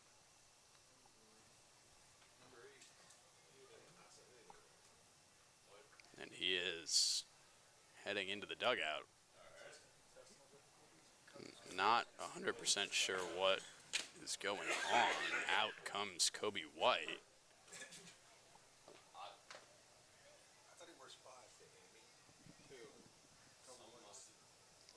Guess something must have happened with Acevedo, but he just ran off the field under his own power. Yeah, that was Didn't really say anything, just called time and left. certainly a first. Must have been some form of discomfort, but now into the game in center field on that note is Kobe White. He will lead off in the lineup. He just got traded mid-game. No, I don't think you could get Ethan Acevedo to be traded for any amount. He is fantastic. He's now coming out, I guess, looking for a trainer potentially, but we'll see. Hopefully he's all right. Regardless, Kobe White now in center. That pitch from Costello misses for ball 1. It's like, was it Dante Whitner who just retired in the middle of a football game? I don't know. There was definitely somebody who did that. There was an NFL player. I want to say it was for the Bills. And in the middle of the game, he just left. I know Antonio Brown did it. That one up high, beat ball 1, or ball 2, excuse me. I was reading the scoreboard. The person I am thinking about did it a little bit more discreetly. He went into the locker room at halftime and just didn't come back out. Yeah, no, Antonio Brown's form was not discreet. That one misses low. 3-1 count now to Rex Smith in his first at-bat of the year for Staunton. Acevedo did go up and out of the field, though, so I presume he's going to find a trainer. Yeah, hoping he's all right. Probably one of the best hitters in the Valley League this season. The Cannons will need him down the stretch. That one outside. Ball 4, and the leadoff man is on here in the form of Rex Smith in the 5th. Now, share a name with the guy stepping to the plate in the form of Lincoln Pack. He is 0 for 1 today. Walked back in the first. Made it all the way to third before the double play line out to second. First pitch from Costello to Pack on the way. Swung on and missed. Strike 1. Mentioned earlier, Smith 2 stolen bases on the year back for Purcellville. He was caught once.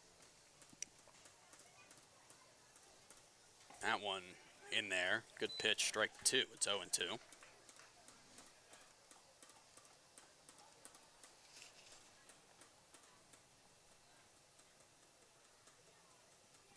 0-2 pitch from Costello. Gets set, kicks and fires. That one lined to third right at Mayer. No chance. Martinez over at Martinez. third. I'm so used to Mayer playing third base. He's DHing tonight. Does typically play over there at third. That is Martinez. You are correct. The new guy with a good catch, right in the right spot at the right time. One away. And Martinez didn't really have to move there either. Just kind of knelt down a little bit, and ball was in his glove. Good catch by you. I said Maher at first, then you shook your head. I said Mayer, thinking that it was just because I mispronounced his name, because I did. It's just not. And he's picked off. Costello's got him. He was fooled. He's laughing at him over there on his way to first base. And that will do it for Rex Smith on base. Little former teammate to teammate interaction there. Nice to see those, but Costello gets the better of him that time, and there's 2 away. I was mentioning it earlier. Costello kind of getting away with a little bit of a move there. I didn't see it as much on that one, but the first pickoff attempt he had where kind of looked at first, looked at home, looked at first, looked at home, and then threw it to first. That one low and in. Ball 1 to the new hitter, LT Cockrell. 2 for 2 tonight, double and a single. Was a victim of the line-out double play back in the first. Stranded on second in the third. Swings and misses at the breaking ball. It'll be 1-1.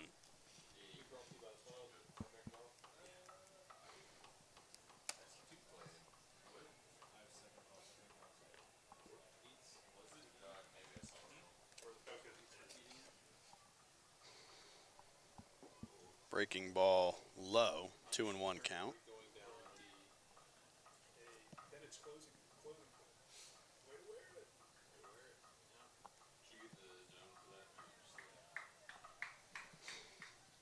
The 2-1 pitch from Costello on its way to Cockrell.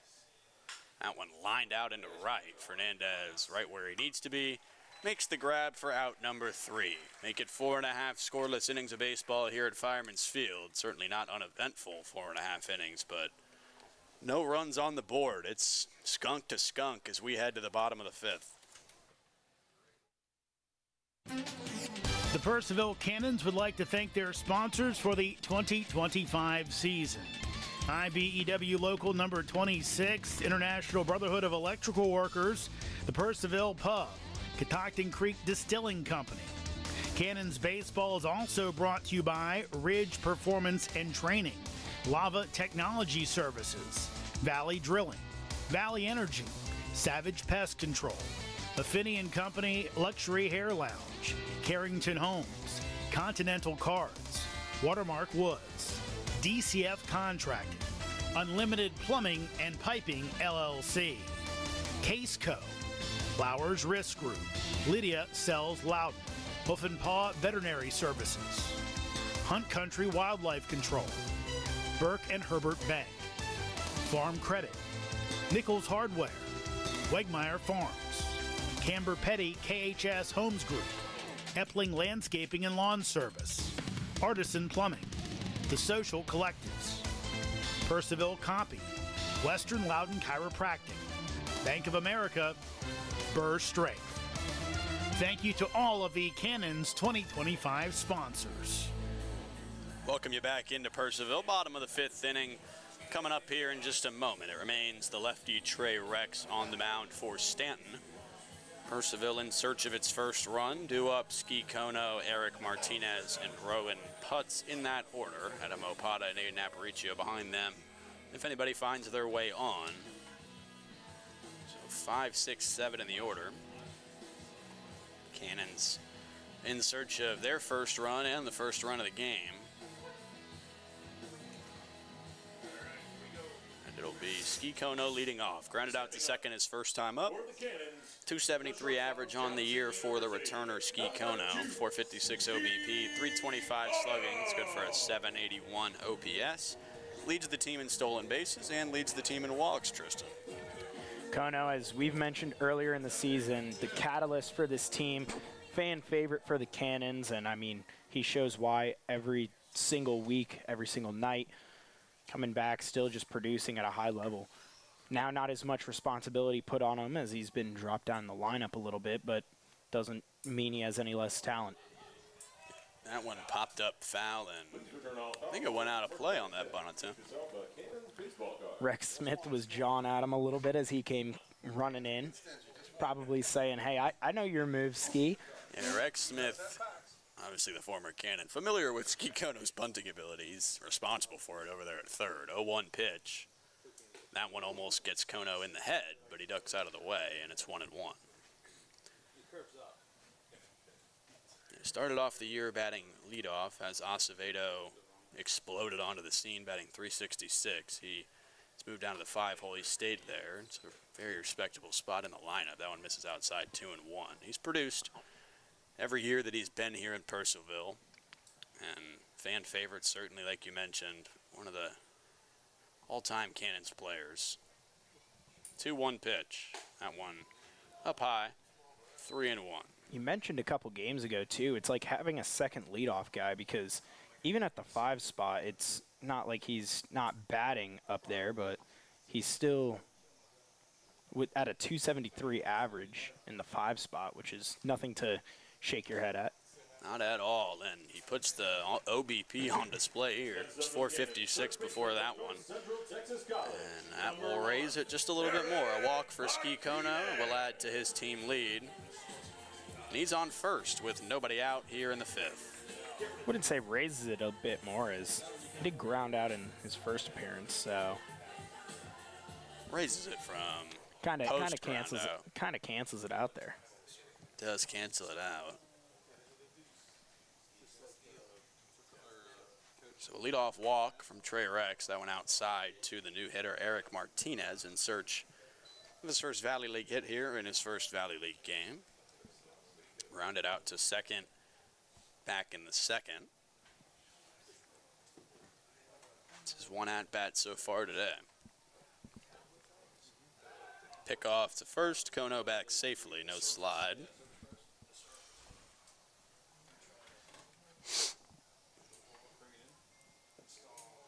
Cannons looking to piece together a winning streak here. Won their last game. Kono dancing it round on first, fouled off by Martinez. Count runs to 1-1. Certainly a threat to go. Cannons love to send their players. They lead the Valley in steals by a good margin, up near 100, might be over 100 now. It's in the 90s a couple games ago. 1-1 pitch to Martinez, and looks like umpire Tim Detweiler behind the plate calls time to adjust something on the lineup card.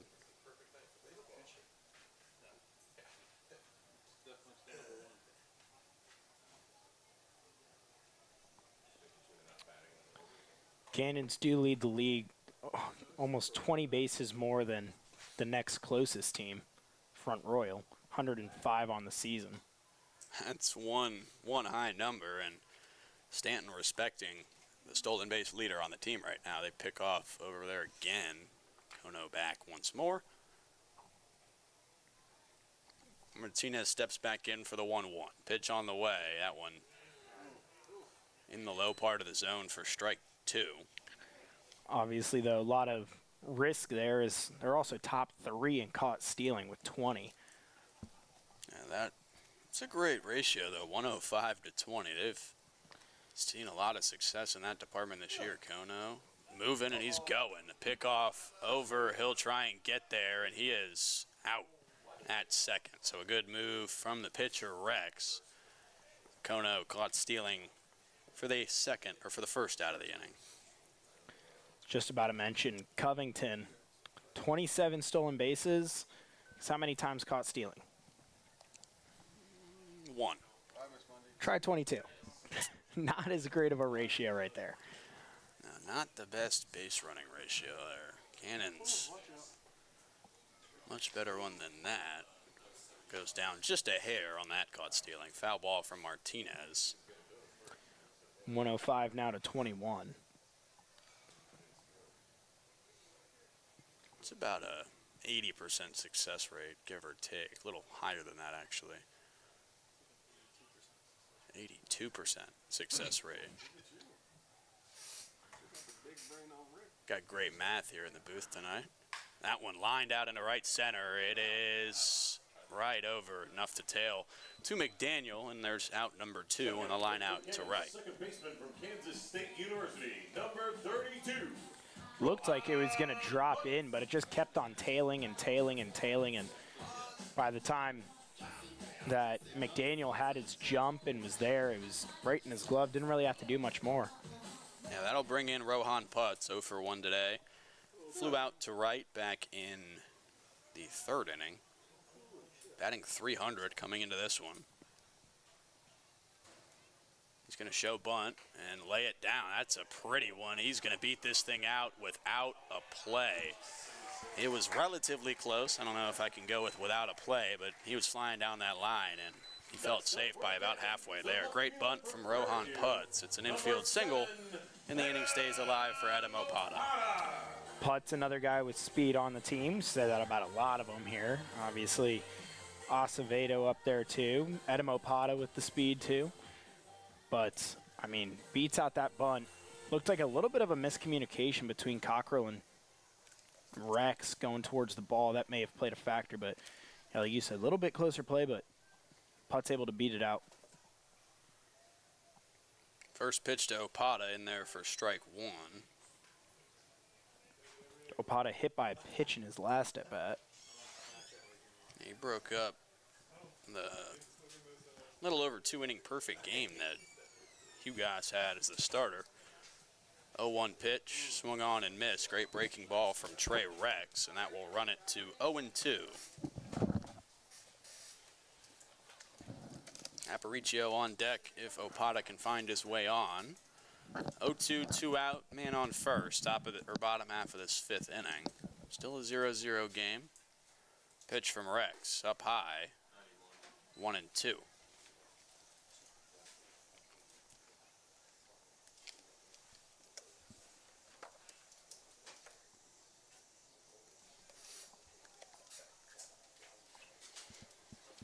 It's now a 1-2 count. On the way outside, count will even up 2-2.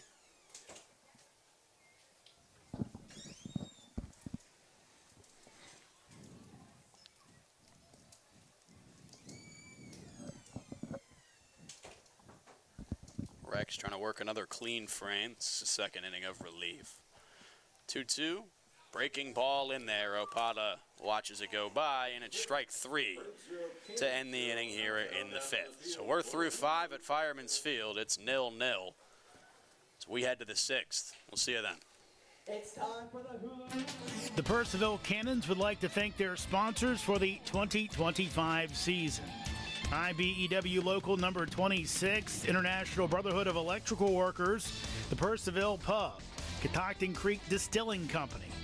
Cannons Baseball is also brought to you by Ridge Performance and Training, Lava Technology Services, Valley Drilling, Valley Energy, Savage Pest Control, Affinity & Company Luxury Hair Lounge, Carrington Homes, Continental Cards, Watermark Woods, DCF Contracting, Unlimited Plumbing and Piping LLC, Case Co, Flowers Risk Group, Loughton Construction, Fairfax Coin and Collectibles Exchange, West Trail Wellness and Massage, Norbo Dental, Loudon Lumber, Loudon Valley Floors, Hartley Home Exteriors, Altus Consulting, Shenandoah Sluggers Baseball Club, Keeping It Real Real Estate Team, Shanti Aesthetics, Morningside House, South Fork Dentistry, Wolfie's Mobile Pet Grooming. Thank you to all of the Cannons 2025 sponsors. Welcome back into Purcellville. Still a tie ball game at 0 apiece. For the next 2 innings, Tristan will be taking over on play-by-play. Take it away. Thank you, Lincoln. On the mound now for the Cannons for Corey Costello is number 41, Nick Gravel. Nick Gravel, one of the more heavy-used bullpen arms here. Lincoln will go ahead and tell you all about him out of Keystone College. Yeah, Nick Gravel used plenty this season by the Cannons. Reliable bullpen arm pitches from the right side. He is up there in the stats. He's one of these middle relievers. 8 games he's come into, 10.2 innings pitched, 15 strikeouts, 9 walks, 4 hits allowed, 0-1 record, and a 4.21 ERA. His longest outing of the year. Came back on July 5th on the road against the Newmarket Rebels in an 11-0 win. He threw 2.2 shutout innings of baseball, no hit as well, just 1 run. 5 Ks for him in that one. So he'll be looking to bridge the gap between Corey Costello, starting pitcher, and sort of late inning, high leverage relief guys that are typically Ryan Morrison, Zach Duenas. Those are the guys we've seen come in quite a bit. Corey Costello on the night, 5 innings pitched. Won't get a decision as we're still at zeros here in the 6th. 2 hits, obviously no runs given up. 4 strikeouts, 5 walks, didn't hit anybody. Solid night for him. Set up Nick Gravel pretty nicely as he kept the Braves scoreless. And Gravel's going to see Wyatt Campbell, Joey Little, and Jacob Lester first as he delivers high to Campbell. Campbell tonight struck out and walked.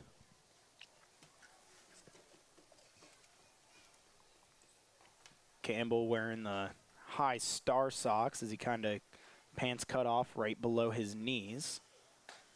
He'll take that one right on the inside part of the plate for strike 1.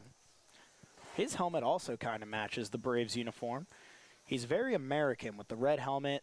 Braves wearing their blue Atlanta type jerseys as that one goes way high for ball 2. With the feather on the sleeve. I like the jersey. It's a nice one. I like that color scheme, obviously. Good style. It's very reminiscent of that Atlanta Braves uniform. Campbell will pop that one back foul.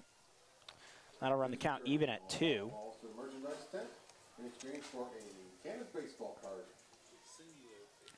Yeah, very reminiscent of those Hank Aaron jerseys. MLB classic uniform right there.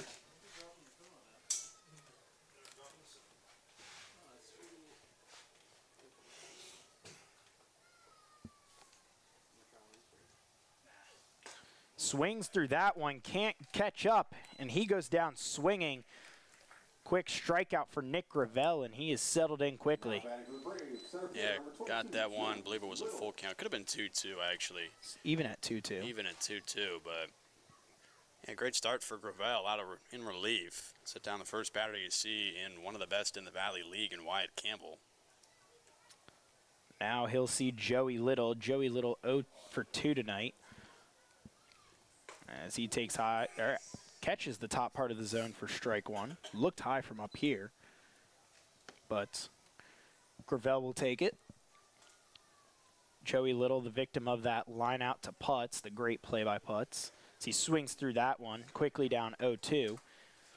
Then flew out over to right, over to Fernandez.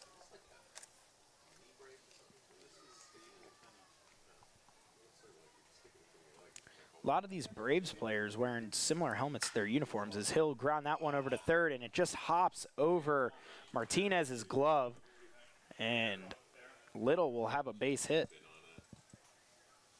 It was a tough one to play. Took a skip. Came up off the wrist of Eric Martinez over there at third. And they're actually going to put that down as an error on Martinez. Made contact with his arm. It was hard hit, but hard hit, took a funky bounce over the glove, but they said he should have had it. So that'll go down as an E5 as that one will be fouled off by Jacob Lester, who got moved over to shortstop after that injury to Ingram.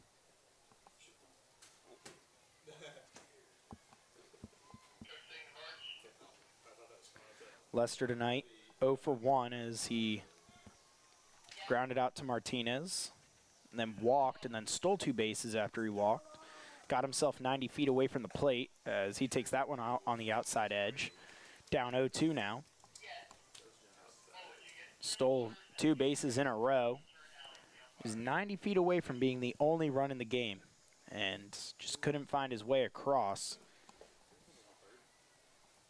As afterwards, McDaniels struck out, Fluharty lined out, and he'll swing here and miss at a high fastball. Can't catch up and can't climb the ladder. Now 2 outs, 2 strikeouts for Gravel, and now he will see Cooper McDaniel. yeah, he's making quick work here at this point. Even if that runner would have come around from first, it would be unearned. He was on via an error, and if it weren't for the error, the inning would be over. Heavy swing at that one, but can't catch up. Down 0-1 to Cooper McDaniel, who's 0 for 2 tonight with 2 strikeouts, both swinging. Cannon's pitching, now 6 total Ks on the night between Costello and Gravel. Chop that one foul up to the top of the netting on the right side. Big thing with Gravel right now is he's just controlling the zone. He's all over it. This is his 3rd consecutive count that started 0-2. Great position to be in if you're a pitcher. As runner goes, Gravel pitches. That one will go foul, so Little will have to go back to first. So he got a great jump. Gravel didn't even look back. He figured, 2 outs, it doesn't really matter. Yeah, Aparicio was calling out for him. At that point, he's set. 2 outs, 2 strikes. Throw that pitch, see if you can get the out. Don't risk a balk or anything of that nature. He'll do it again here. 0-2. That one low. On to run the count to 1-2.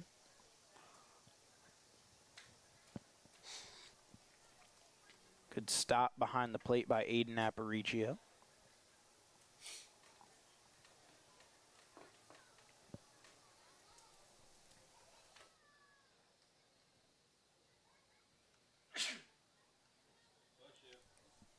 That one outside. McDaniel thought about it. They appeal, but Rick Swink says no.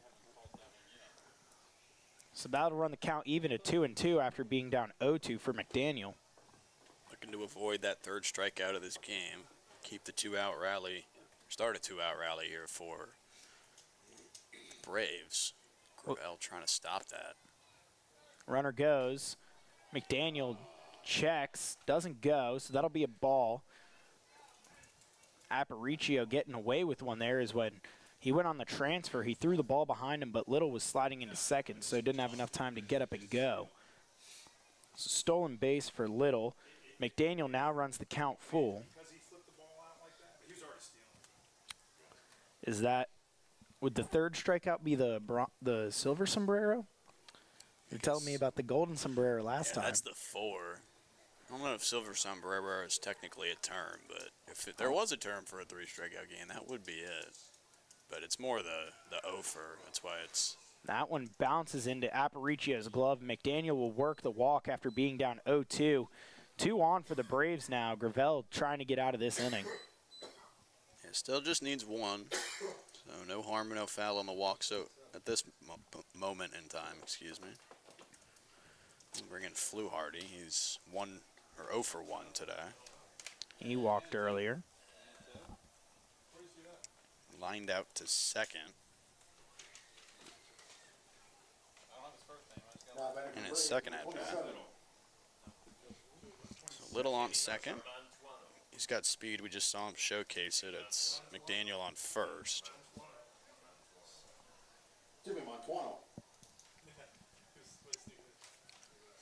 Big thing with Little was the jump. He was about 3/4 of the way down the baseline by the time the ball even got to the catcher.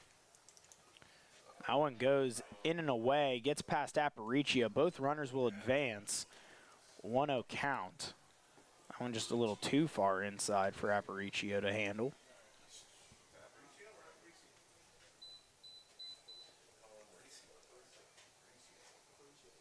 Now 2 in scoring position.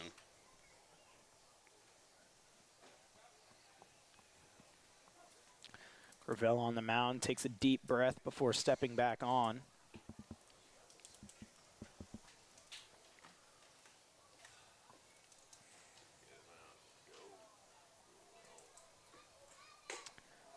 That one just a little too high for Detweiler's liking.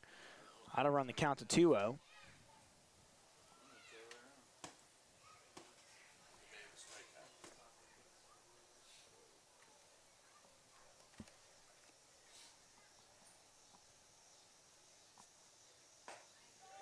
That one catches the inside part of the zone. 2-1 count now. Runners on second and third. First run now just 90 feet away from the plate.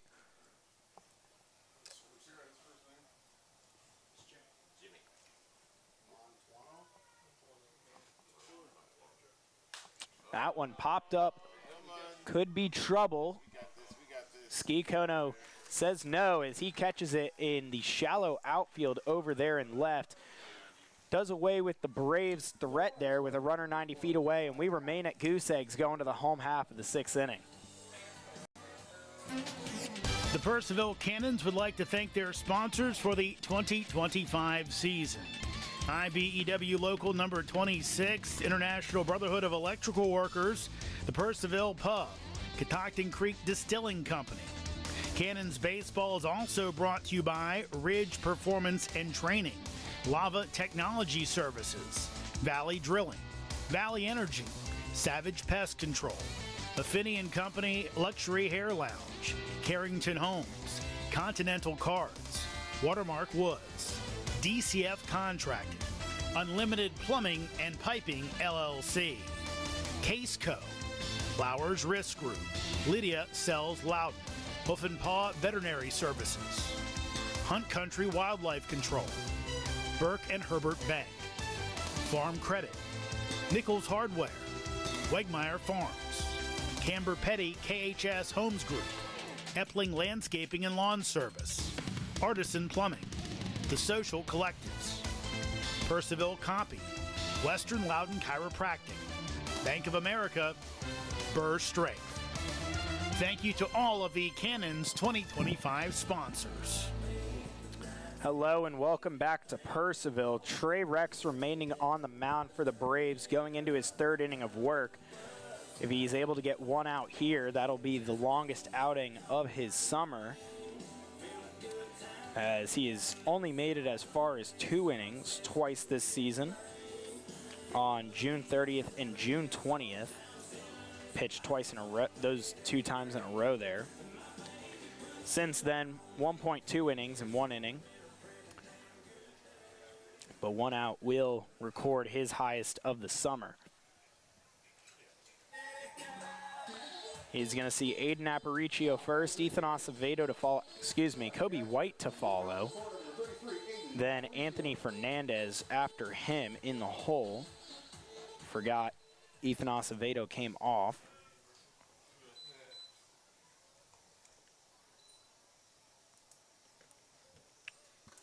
Ethan Acevedo grounded out into a double play in his first at bat as he takes that one high.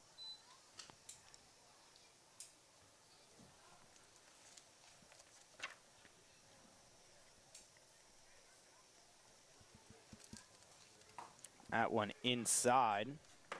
Aparicio grounded into the double play. Acevedo, obviously, you just mentioned, relieved himself in the top of the 5th with, I would assume, some sort of discomfort. It was the 3rd player to leave the game that inning. That one swinging at the high fastball, can't catch up. Strike 1, 2-1 count. Wonder if he, now that I think about it, I wonder if he felt a little discomfort after that tag.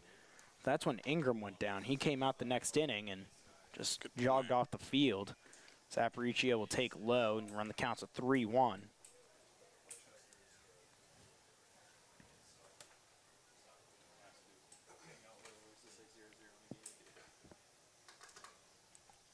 Just seems like it makes sense as Trey Rex delivers the 3-1, the bottom part of the zone to run the count full for Aiden Aparicio.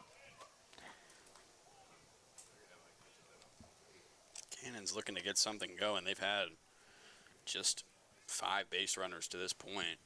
Only 2 hits as Aparicio takes outside and he'll walk. He'll be the first base runner of this inning for the Cannons. So that'll bring in the aforementioned Kobe White. And it'll be interesting to see what they do here. White, a talented bunter, a talented swinging bunt as well. But he can also hit. He's got a 349 OBP on the year. Call him Frozone. He's into the game in relief of Acevedo, playing center field. This is his first at-bat.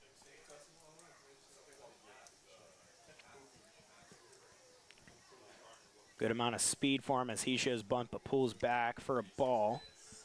Good amount of speed, so he knows how to lay down that bunt and get down the line as Rex Smith, again, knowing his former teammates, climbs in, waiting for Kobe White's bunt.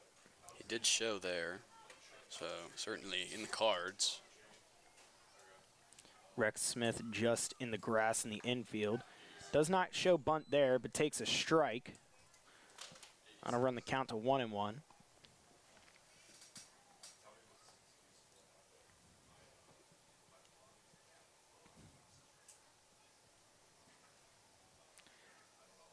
Kobe White's first at bat of the night. As they check on Aparicio over at first, he's back with plenty of time. Acevedo ended up 0 for 1. He walked and then he got caught in that double play. As Fernandez grounded out to first and he tried to cut back to stay alive. Where we're thinking he might have got injured as Kobe White shows bunt again but pulls back for a ball. Rex Smith again just looking at Kobe, smiling. Maybe John a little, heckling him a little bit. As you can see White, I don't know if he was talking to Rex or if he was talking to Ridge Fuller down the line. Works his way up the infield again. Swings away there. It's going to right field, and it's going to drop fair. Gets a base hit to keep the Cannons alive. Aparicio to second. Still no outs on the board for Anthony Fernandez. Yeah, perfectly placed. Loop fly ball there from Kobe White. That thing dropped on the line. In fair play, so base hit off after the walk. 2 runners on to start the inning. Nobody out still. Now they're going to go out to talk to Trey Rex. Not sure if they're calling to the bullpen yet. Looks like they might just be going out to chat with him and just try to settle him down as, I mean, he walked the first guy. Actually, they are going to bring out a new pitcher, so we'll go to a break and we'll tell you all about the new pitcher when we come back. The Purcellville Cannons would like to thank their sponsors for the 2025 season. IBEW Local Number 26, International Brotherhood of Electrical Workers, the Purcellville Pub, Catoctin Creek Distilling Company. Cannons Baseball is also brought to you by Ridge Performance and Training, Lava Technology Services, Valley Drilling, Valley Energy, Savage Pest Control, Affinity & Company Luxury Hair Lounge, Carrington Homes, Continental Cards, Watermark Woods, DCF Contracting, Unlimited Plumbing and Piping LLC, Caseco, Flowers Risk Group, Loughton Construction, Fairfax Coin and Collectibles Exchange, West Trail Wellness and Massage, Norbo Dental, Loudon Lumber, Loudon Valley Floors, Hartley Home Exteriors, Altus Consulting, Shenandoah Sluggers Baseball Club, Keeping It Real Real Estate Team, Shanti Aesthetics, Morningside House, South Fork Dentistry, Wolfie's Mobile Pet Grooming. Thank you to all of the Cannons 2025 sponsors. Welcome back to Purcellville as we remain knotted up at zeros with Anthony Fernandez coming to the plate. The Braves put on a new pitcher, number 39, Brady Clark, the 6'2", 205 sophomore out of St. John's, Bayport, New York native. And Lincoln will go ahead and tell you about him. As Clark pitching from the right side, so they revert from the lefty. There are 3 straight lefties coming to the plate here. On the year, though, Clark for the visiting Braves, finding his numbers for you here. Doesn't look like, there he is. 7 games, 14.1 innings, 9 hits, 7 runs. Just 4 of them are earned, though. So he's got a 2.51 ERA on the year, 11 strikeouts, 5 walks. Got a 2-1 record with 2 saves. So he's been a part of plenty of decisions. 5 on the year in his 7 games. He only appeared in relief. He comes in here to look to hold the Cannons to 0 as big on base threat Anthony Fernandez comes to the plate with 2 runners on, no outs. First pitch down and away for ball 1. Trey Rex on the night, 2 innings pitched. He is responsible for both runners on, giving up 3 hits, struck out 1 and walked 2. As that one low for ball 2.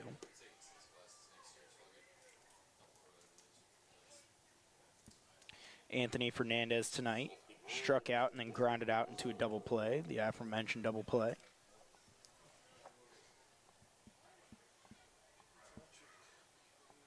Swings at that one, gets it up the middle and under the glove of Lester. Aiden Aparicio rounds third. Ball is a little cut off a little early, so Cannons finally get one on the board, and they break the scoreless tie. Cannons lead 1-0 here in the home half of the 6th. Yeah, great swing from Fernandez. That's that 356 batting average on full display. Aparicio, how about the wheels from the guy behind the plate? He was flying around third. Never a doubt in his mind that he was heading for the plate if that thing got through, and it did. First run of the game, we could stop coming up with new ways to say 0-0 now. Yeah, as we were asking every break, all right, what's a new way to say 0-0? We ended up with skunk, zip, a couple different variations. That one catches the outside part of the plate for strike 1 for Thomas Marsala. But no more. 1-0 Purcellville. We're talking about goose eggs. And you did do the goose eggs. Marsala tonight, 1 for 2 as he takes a strike there. He broke the hitless streak for the Cannons in the 4th when he put down a single into right field. Struck out in the 1st. It's got Kobe White on 2nd and Anthony Fernandez on 3rd as he blasts that one to right field. The short side, he's walking. He knows as that one is way gone. Cannons now up 4-0 and have blown this thing open here in the bottom of the 6th. Yeah, how about that swing from Marsala? We mentioned his power just about every single time he steps to the plate. That thing, a mile in the sky. Right fielder did your classic trot back. Marsala just watched it. That was crushed, and it's a massive 3-run homer. Inning back to the start. Got 4 runs on the board, still nobody out. Kobe White stood on 2nd with his hands on his head as he knew immediately that thing was towering, and that's really the first time, we mentioned a couple games ago, first time Thomas Marsala has really used that favorable right field side as the other home runs he's hitting here as Quinn Mayer swings at the first pitch over to 2nd. Easy play as they get the throw over to 1st in time, and Mayer counts for the first out for the Cannons. As we were saying, Marsala has used the middle of the field for both his home runs here before. It's the first time he's been to the right of that 340 sign over right under the Fireman's Field scoreboard. Now Ski Kono comes to the plate. That'll do it for Trey Rex's line. 2 runs, both earned as they both come in on the single and the home run. As that one misses for ball 1. He's on the hook for the loss if the Cannons can hold on to the lead the rest of the way. As Kono will ground that one over to short. Lester's there, makes the throw just in time, and Ski Kono will account for the 2nd out for the Cannons, and now after Brady Clark gave up that home run, he's got 2 quick outs. Yeah, good recovery. Obviously, RBI single from Fernandez in the first batter that he faced. Came in to see Marsala. Marsala saw the pitch real well, launched it over the wall in right, but he's responded with 2 quick groundouts here, 1 to 2nd, 1 to short, and he's almost out of this inning. So now he'll see Eric Martinez wearing number 1, as Martinez will take that one low and away for ball 1.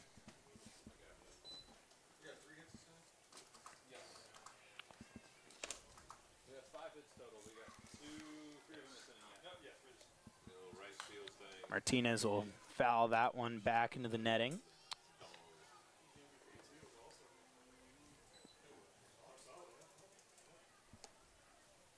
Marsala showing every bit of reason why he was the MVP of yesterday's, or 2 days ago's All-Star game.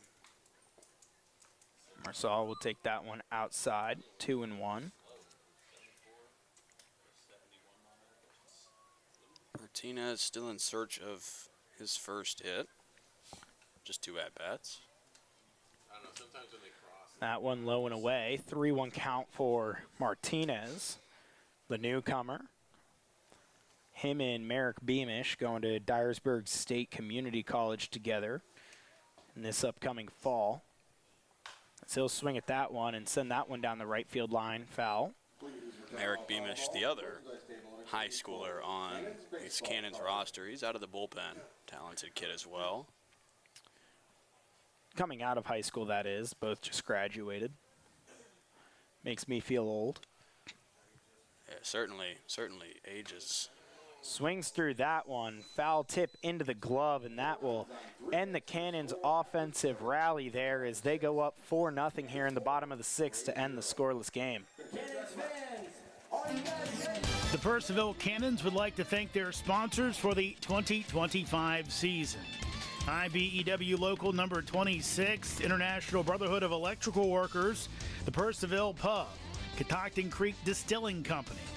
Cannons Baseball is also brought to you by Ridge Performance and Training, Lava Technology Services, Valley Drilling, Valley Energy, Savage Pest Control, Affinity & Company Luxury Hair Lounge, Carrington Homes, Continental Cards, Watermark Woods, DCF Contracting, Unlimited Plumbing and Piping LLC, Caseco, Flowers Risk Group, Lydia Sells Loudon, Hoof and Paw Veterinary Services, Hunt Country Wildlife Control, Burke and Herbert Bank, Farm Credit, Nichols Hardware, Wegmeyer Farms, Camber Petty KHS Homes Group, Epling Landscaping and Lawn Service, Artisan Plumbing, The Social Collectives, Purcellville Copy, Western Loudon Chiropractic, Bank of America, Burr Strength.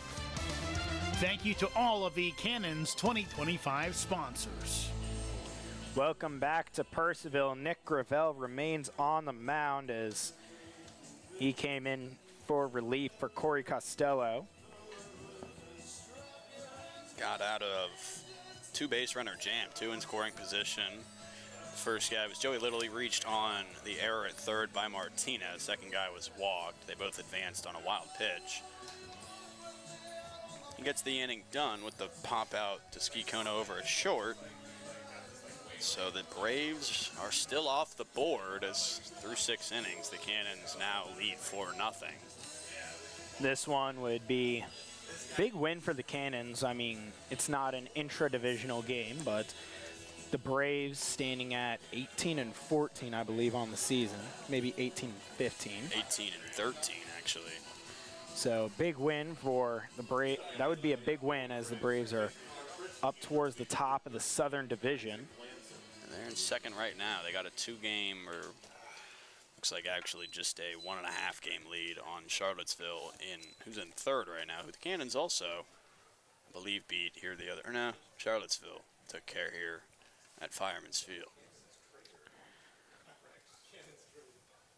That one high to Isaac Lamson, who will lead off this inning, followed by Rex Smith and Lincoln Pack. 3 due up that Nick Gravel will face. I'm going to fact check that Charlottesville game. I know we played him here. Yeah, Tom Sox wins 7-5. That one catches the bottom part of the zone for strike one. But yeah, big win for the Cannons this would be. They are 1 game out of being back to 500 once again at 14-15. Trying to fight their way to maybe that 3 spot. That one bounces in the dirt.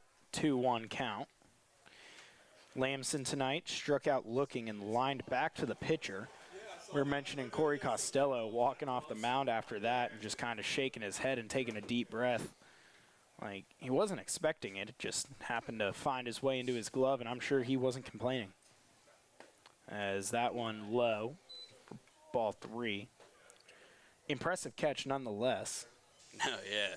No kidding. He was just right in the spot where the ball was going to be. He took a little hop to his left side and put the glove out there, and it lined right in. So, an outs and out, though. Costello will certainly take it. 3-1 is outside, so Lamson a walk. Leadoff walk for the Braves here as they look to get back into this one. Virginia Commonwealth University, number 19, Rex Smith. That'll bring up Rex Smith, who got moved to third base after the Ingram injury.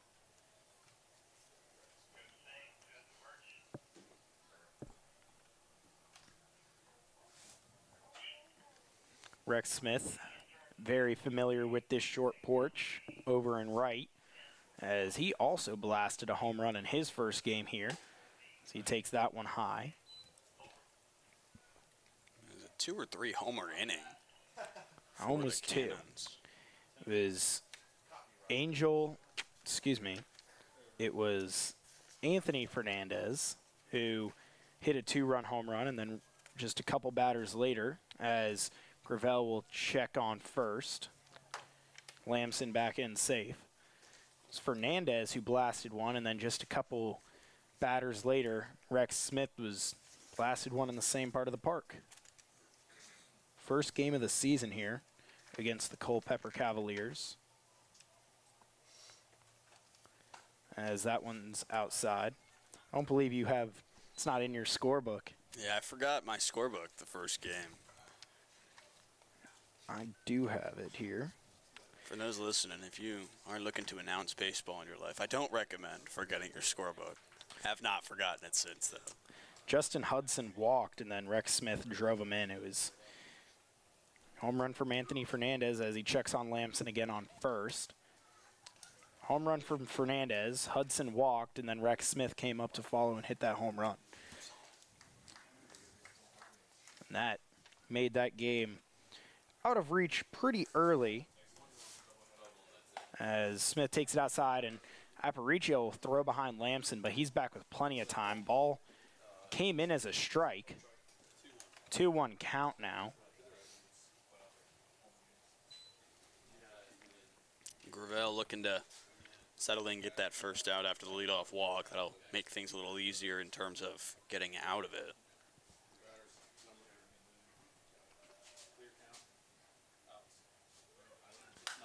Rex Smith will pop that one over towards third.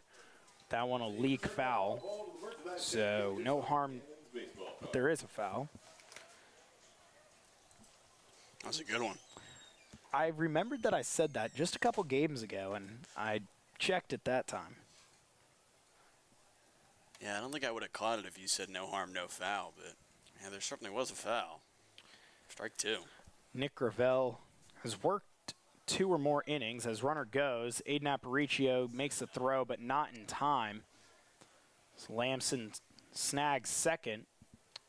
Nick Gravel has worked 2 or more innings in his past 2 outings, looking to get through this second inning.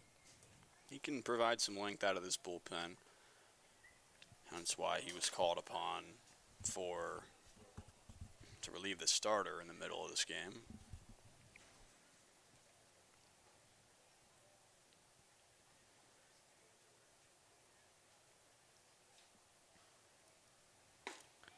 That one down and in. Ball 4 for Rex Smith. He walks. Nick Gravel thought he got him. So 2 straight walks for Nick Gravel to lead off the inning, bringing up the top of the order in Lincoln Pack. Yeah, it's not ideal, but no damage yet. We've seen him work around. Saw him work around trouble just last inning. I've seen him do it a couple times this year, so. But not out of the woods. Nobody out still. That one low. Ball 1.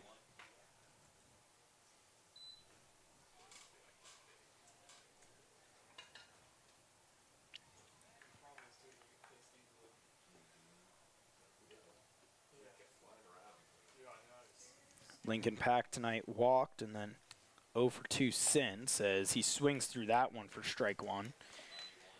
Grounded out over to Martinez at third and then lined out to Martinez.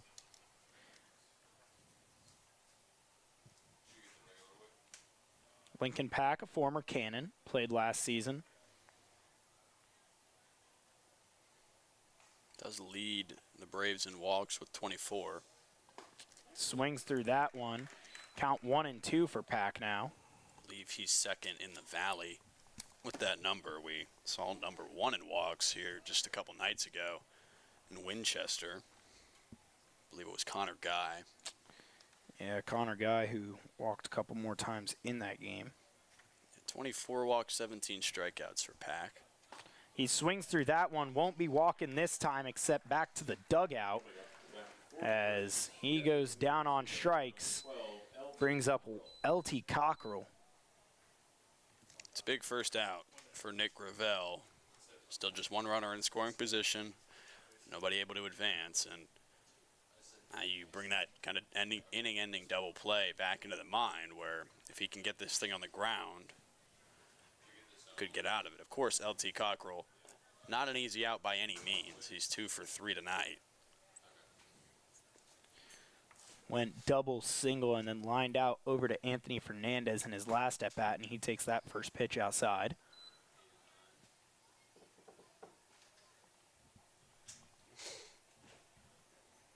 Of course, inning-ending double play, best case scenario. Saw one tonight already from Rowan Putz.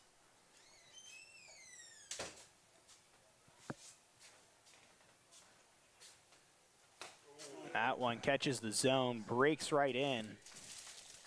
Yeah, that one was pretty. Went north to south real quick, fell right into the zone. No chance for Cockrell react and swing once he realized it was going to be a strike. He'll swing through that one. He gets the grounder. Kono over to second to Putz, but Putz loses it on the transfer. 6-4 fielder's choice. That'll go down as a 6-4 fielder's choice. Next up, fourth grade center fielder from East Tennessee State University, number 22, Joey. As I just messed up my scorebook a little. First baseman for Florida. But runner will advance. Braves have another run just 90 feet away. So they've had that situation 3 times before tonight. That'll bring up Wyatt Campbell to the plate. Braves, obviously mentioned the runner on third they've had a couple times tonight. They've stranded 7 runners so far through this first 6 innings. They would love to not add to that total here. That one outside. Ball 1. And there is no better guy to have at the plate if you're Staunton. When you're trying to not leave runners on base, Wyatt Campbell with, I believe, Jeremy said earlier, over something like 40 RBI, something like that. I'll check his numbers. 27. I was a little off, but still the team lead by 12. As Coach Brett Fuller comes out to talk to Gravel. Mid-count check on Gravel. Coach Brett Fuller repping number 23. Got the Michael Jordan LeBron number on. It's my dad's favorite number. My dad was born on the 23rd, though, so I also think that might play a factor. Yeah, probably. Is he a Michael Jordan fan, though? LeBron? He was never a big basketball fan. Definitely not a LeBron fan, I can tell you that much right now. I believe he did like to watch Jordan just because, well, Jordan was Jordan. Yeah. But what about legendary number 45 for Jordan? When he was a Wizard. That was a time. The 1 year, it was either 1, it could have been 2, to be honest. His Wizards years are obviously a little forgettable. He was pushing 40 by that point. But still averaged, I think, north of 20 to 25 points as a Washington Wizard. He could still smoke me in basketball, that's for sure. He could be 95 and smoke me in basketball. I am not the basketball type as Campbell swings through that one. So the message on the mound seems to be working as he gets a first pitch strike after the visit. This would be a massive jam for him to work out of.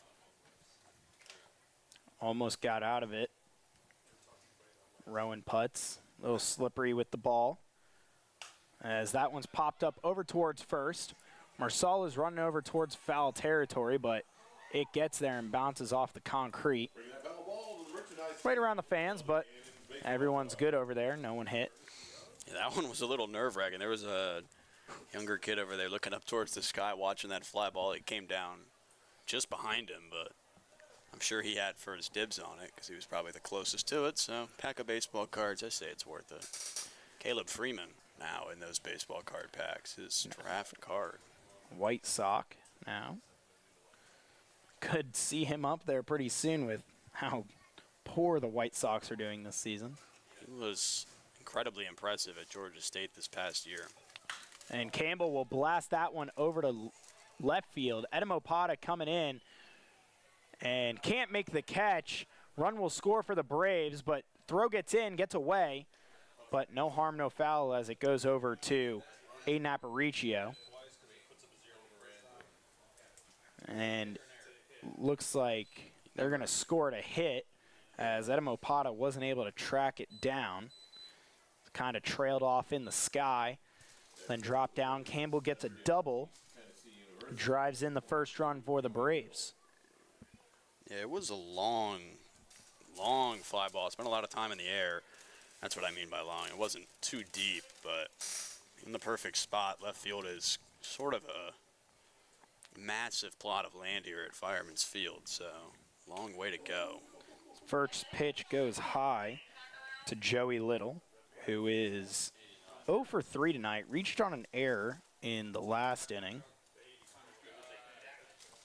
A little bit of an unorthodox double for Wyatt Campbell, but it's his 10th of the year nonetheless.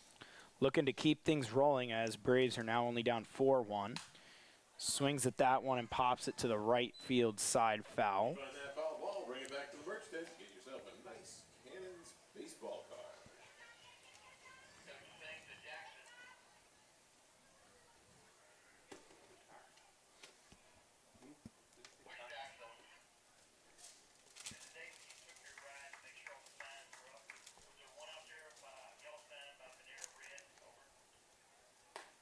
Out one high. Count goes to 2-1.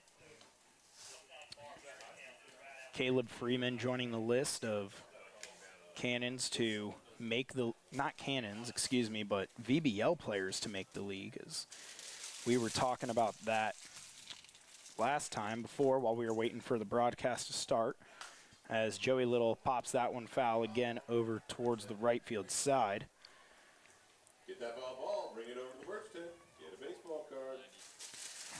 Landry Jureka also drafted to the Padres, along with Jackson Delana. Both drafted to the Padres. Delana in the 6th round, Jureka in the 18th, Freeman in the 16th.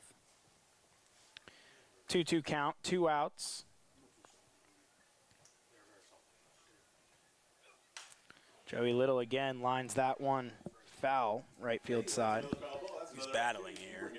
A little late on those last 2 pitches, but able to stay alive. And one swing of the bat here could make this a 1-run game if he gets to the outfield. Campbell could come around to score. Runner on third, obviously, in the form of Cockrell would too. Probably be the end of Gravel's night after this inning, as it looks like they got an arm in the bullpen. That one called on the outside part of the plate. Little can't believe it. Doesn't matter. Gravel gets them. 4-1 Cannons lead going into the home half of the 7th, where they look to add on more. The Purcellville Cannons would like to thank their sponsors for the 2025 season. IBEW Local Number 26, International Brotherhood of Electrical Workers, the Purcellville Pub, Catoctin Creek Distilling Company.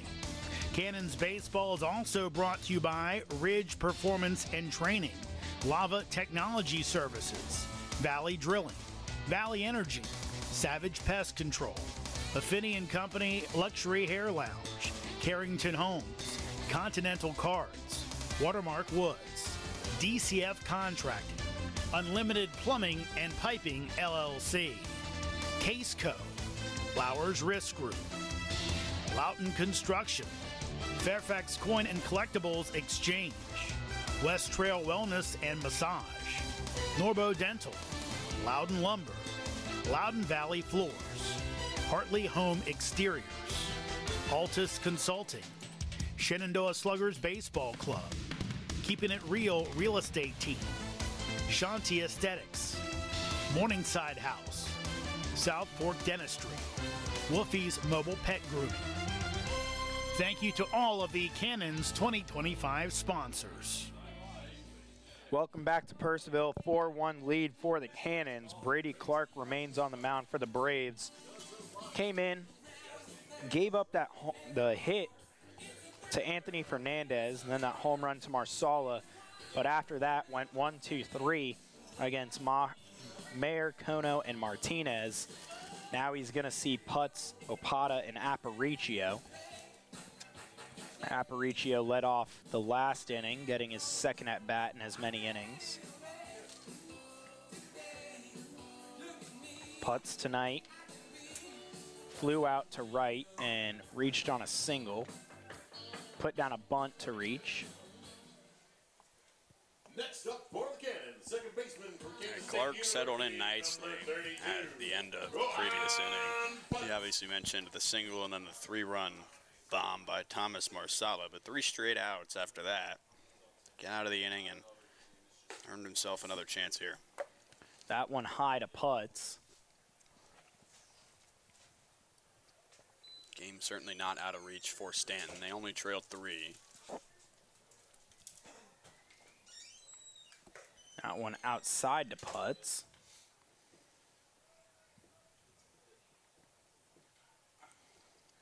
Putz had the bunt single his last time up. Great bunt, that was. That one he swings a foul. As he kind of reached to that one on the outside part of the plate. Baseball card. Although I think that one also would have missed. Clark still yet to find the zone. It was a closer one. It would have been a judgment call, but I agree with you. That one almost over Putts' head. I'll run the count to 3-1. Good for the Cannons to get the leadoff man on once again. That one low and away. Putts will walk now. Coming up to bat for the Cannons. Leadoff walk for the Cannons. Number 7, It is the third straight inning that the Cannons, or actually the fourth straight inning that the Cannons have gotten the leadoff man on via the walk.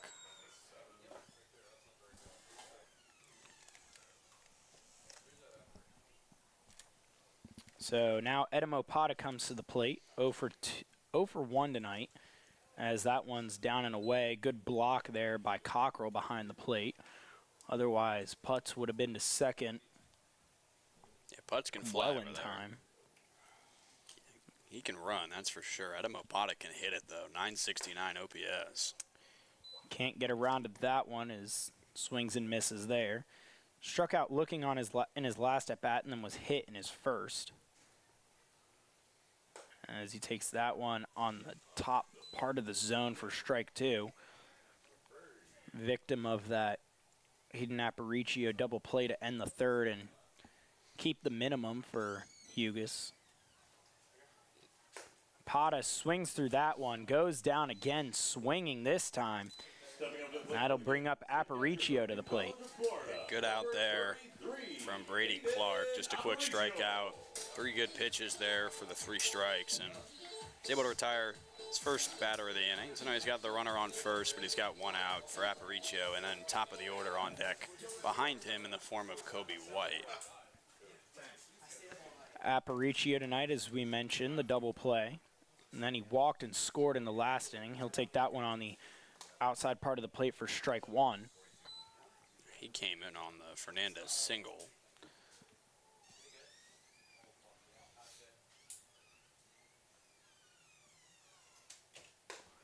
Take that one also on the outside part of the plate for strike 2. Now quickly down 0-2.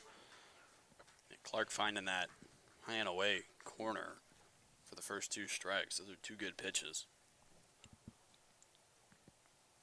Not much you can do with those as a hitter, as Aparicio fights the same pitch off this time.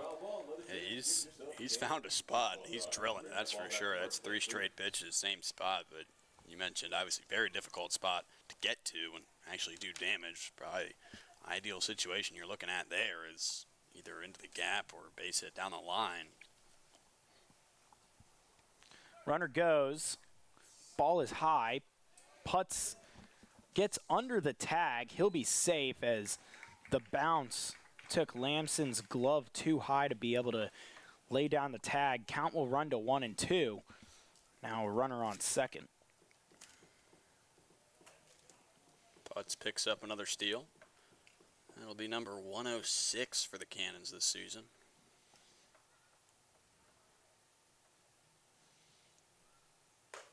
That one high and outside. Again, trying to drill that same spot.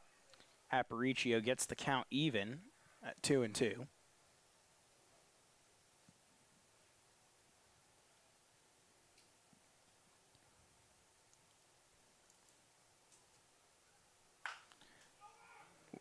Grounds that one foul down the first base line. Staying alive as, again, that one on the outside part of the plate. Just able to catch up to it just in time.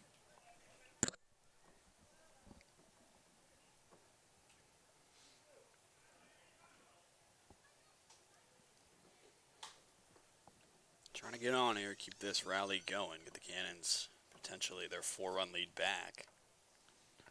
2-2 count. And Aparicio takes on the outside.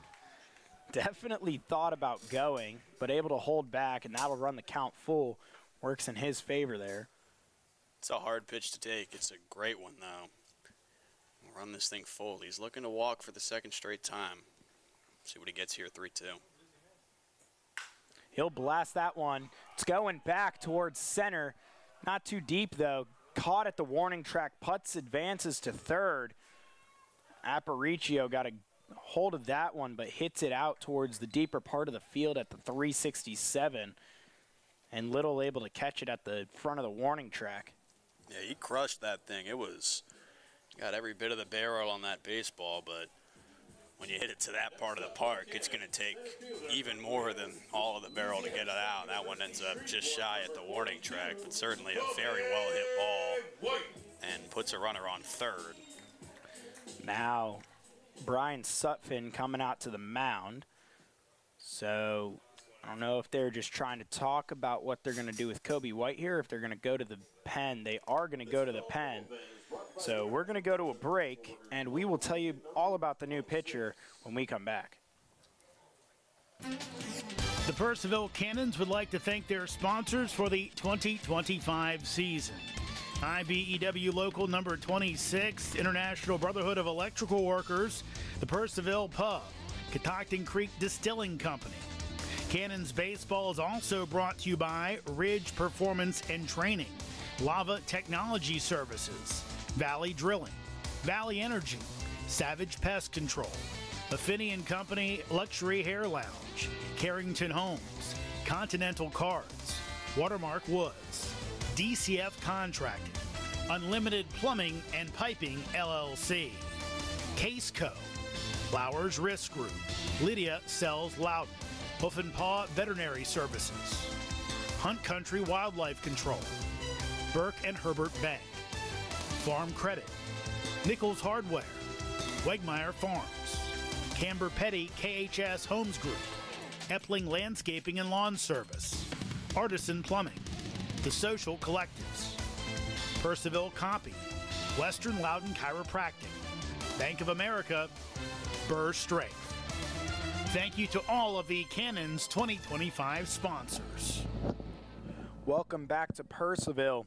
New pitcher on the mound for the Braves is number 38, Jaden Lester, 6'3", 210 sophomore out of Potomac State College. And Lincoln will go ahead and tell you about him. Yeah, Lester on the year, just one game he's appeared in so far. He allowed one earned run on 2 hits, 2 walks, and 1 strikeout in that one. That is all he's got, obviously. So 5.4 ERA as it stands, just the 1.2 innings. He's a lefty, 6'3", 210, as Tristan mentioned. He's a sophomore. And I'm curious to any potential relation to Jacob Lester playing shortstop for Staunton tonight. Not 100% sure. Let's see. As on the night, Brady Clark 1.2 innings pitched. He had 2 hits, 2 strikeouts, 2 walks, waiting to see what happens with his runs, as he has 2 at the moment, 2 earned, but he is responsible for putts over on third. Kobe White coming to the plate to face Brady Clark first. Jaden Lester. Yeah, no relation to Jacob Lester. Jaden Lester from Scott Depot, West Virginia. Jacob from Murfreesboro, Tennessee. So that one catches the inside part of the plate for strike 1 to Kobe White.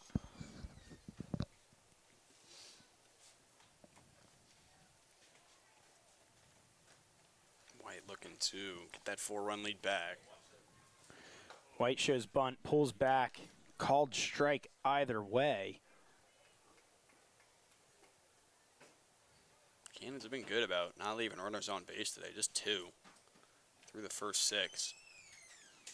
Kobe White swings at that one. It's in the gap, but able to get there is Pack as he comes in and makes the catches. It hung up just a little bit too long for Kobe White. 1 stranded for the Cannons as they lead 4-1 going into the 8th inning. The Purcellville Cannons would like to thank their sponsors for the 2025 season.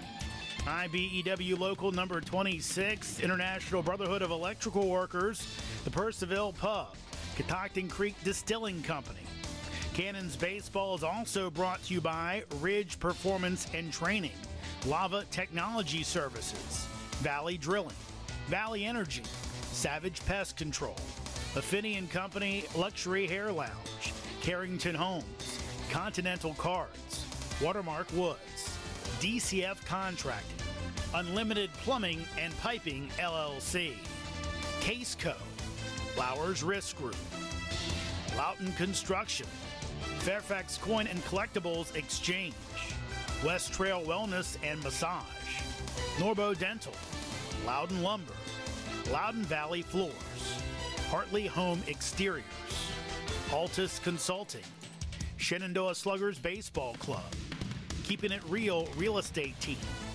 Shanti Aesthetics, Morningside House, South Fork Dentistry, Wolfie's Mobile Pet Grooming. Thank you to all of the Cannons 2025 sponsors. Welcome back to Purcellville for the 8th inning where the Cannons lead 4-1. Taking you the rest of the way is going to be my partner, Lincoln Burkholder. Thank you, Tristan. Yep, just 2 innings to play here in Purcellville. 4-1 the score in favor of the home team after the 4-run 6th inning and the 1-run 7th in response from Staunton. So new pitcher on the mound, it's Bryce Turner, the righty. I'll have Tristan tell you all about him. Right back to you, Tristan. Righty, 6'7", 240 freshman, another one of those big guys out of FIU. Still no decisions made on the season for him, but 1.8 ERA in 8 games and 10 innings pitched. 17 strikeouts in those games, 6 walks, 12 hits, and just 3 runs given up, only 2 of them earned. So solid season from Turner thus far as he comes in looking to shut the door against the Braves here and potentially 2-out save here for him, or 2 innings save for him. Is in play. Just the 3-run lead now. Gravel's night comes to a close. 2 innings pitched, just 1 hit allowed, gave up 1 run and was earned. He walked 3, struck out 4. So a solid outing in relief.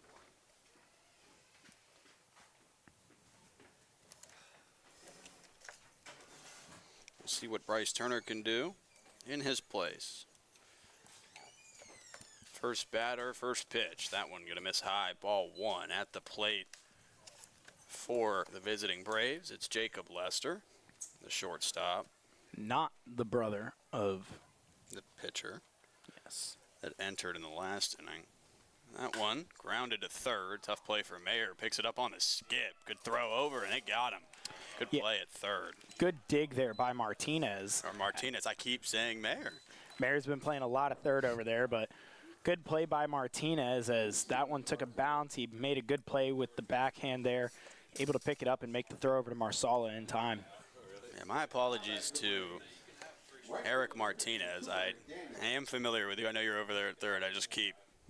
Mine keeps going back. Mayer's played a lot of third recently, so I'll cut myself a little bit of slack. It's a good thing you're here to save me, though. For 1 out, that one checked at, didn't go. Inside for ball 1 to the new hitter, Cooper McDaniel. He's 0 for 2 today with a walk. It's the point of having a partner, checking each other. You've definitely checked me a couple times, as sometimes my brain will stall and you'll pick up for me. That happens. That one outside, 2-0. Cannons in a good spot here, the 4-1 lead. Not a ton of hits on either side. 5 for the home team Cannons and 3 for the visiting Braves. Just 1 error between the 2 teams. The Cannons are responsible for it. 2-0 pitch swung on and missed from McDaniel, and it's 2-1. Took a healthy hack at that high fastball. Not able to catch up to it.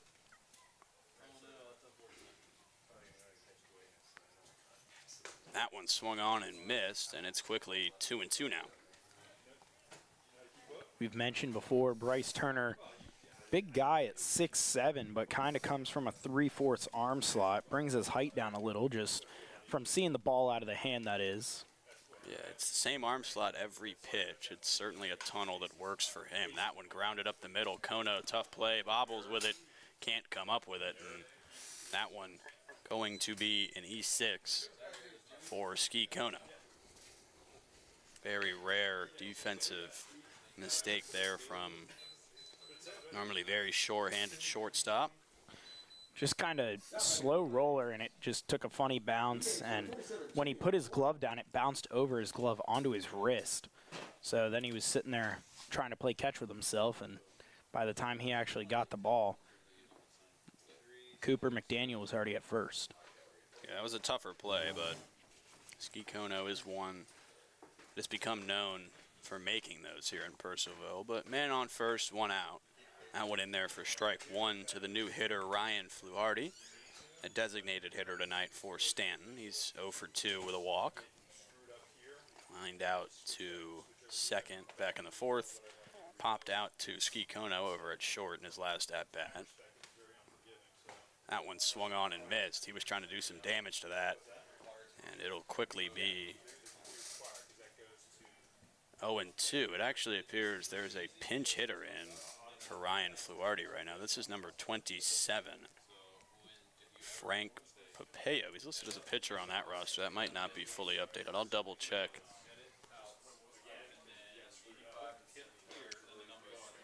That one swung on and missed, strike 3.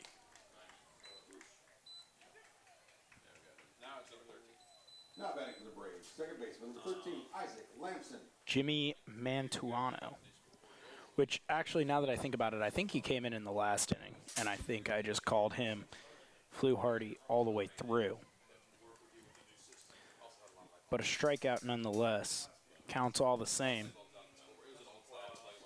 And that'll bring up Isaac Lamson. That one fouled off of him in the box. It gets a piece of Lamson. He's in a little discomfort. Looked like it hit the ground, bounced up, hit him in like the groin area. So we'll shake that one off and step back in an 0-1 count.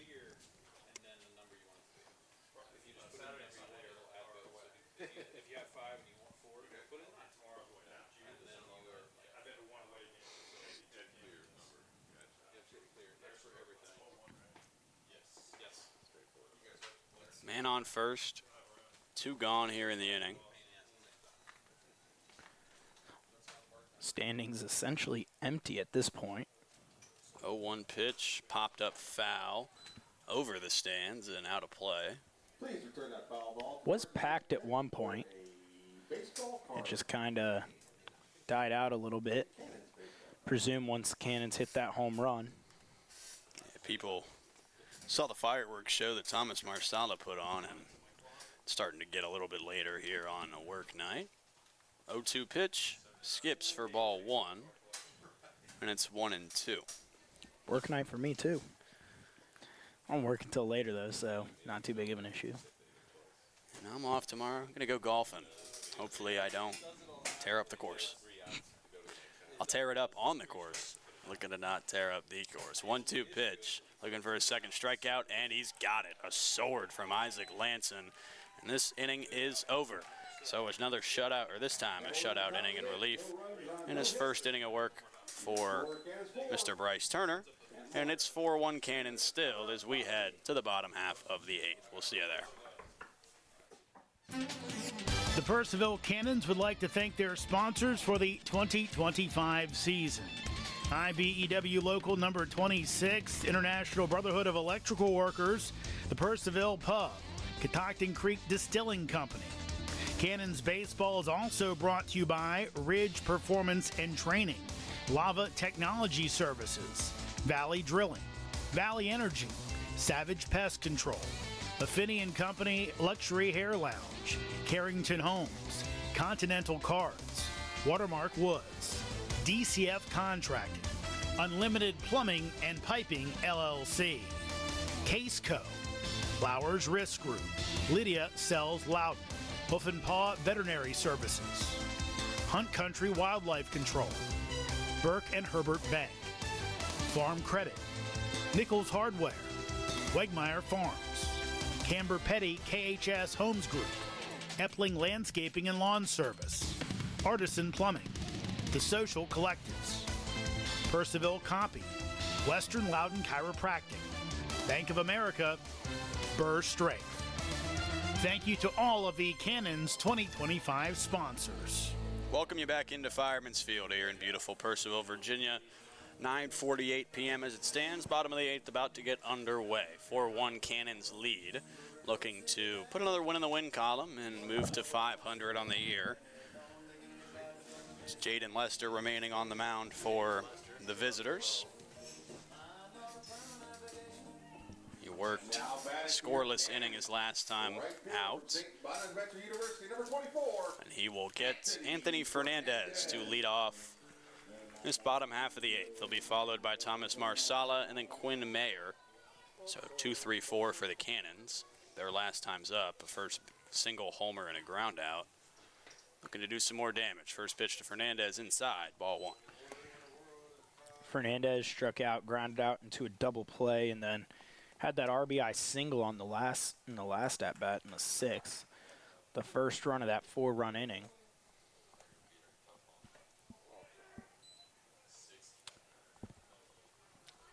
Called strike there. Man, my apologies. Was marking some down in the scorebook. 1-1 pitch. On its way now to Fernandez. And it is in there for strike 2. So quickly 1-2 to Fernandez to lead off this bottom half.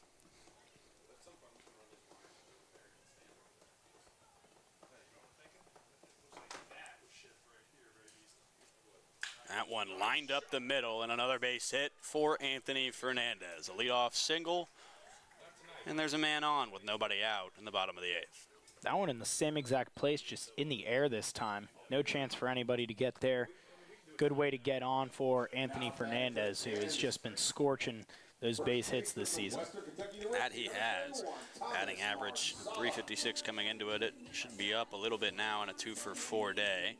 Thomas Marsala steps in. I don't need to remind anybody watching this one what he did last time up. Smashed one to right. Accounted for 3 of the 5 runs scored in this game by both teams. That one grounded to second, though. And it gets off the second baseman's glove and into right. Fernandez digging for third. He's safe with ease. And an E4 will allow Marsala to reach and kill the double play.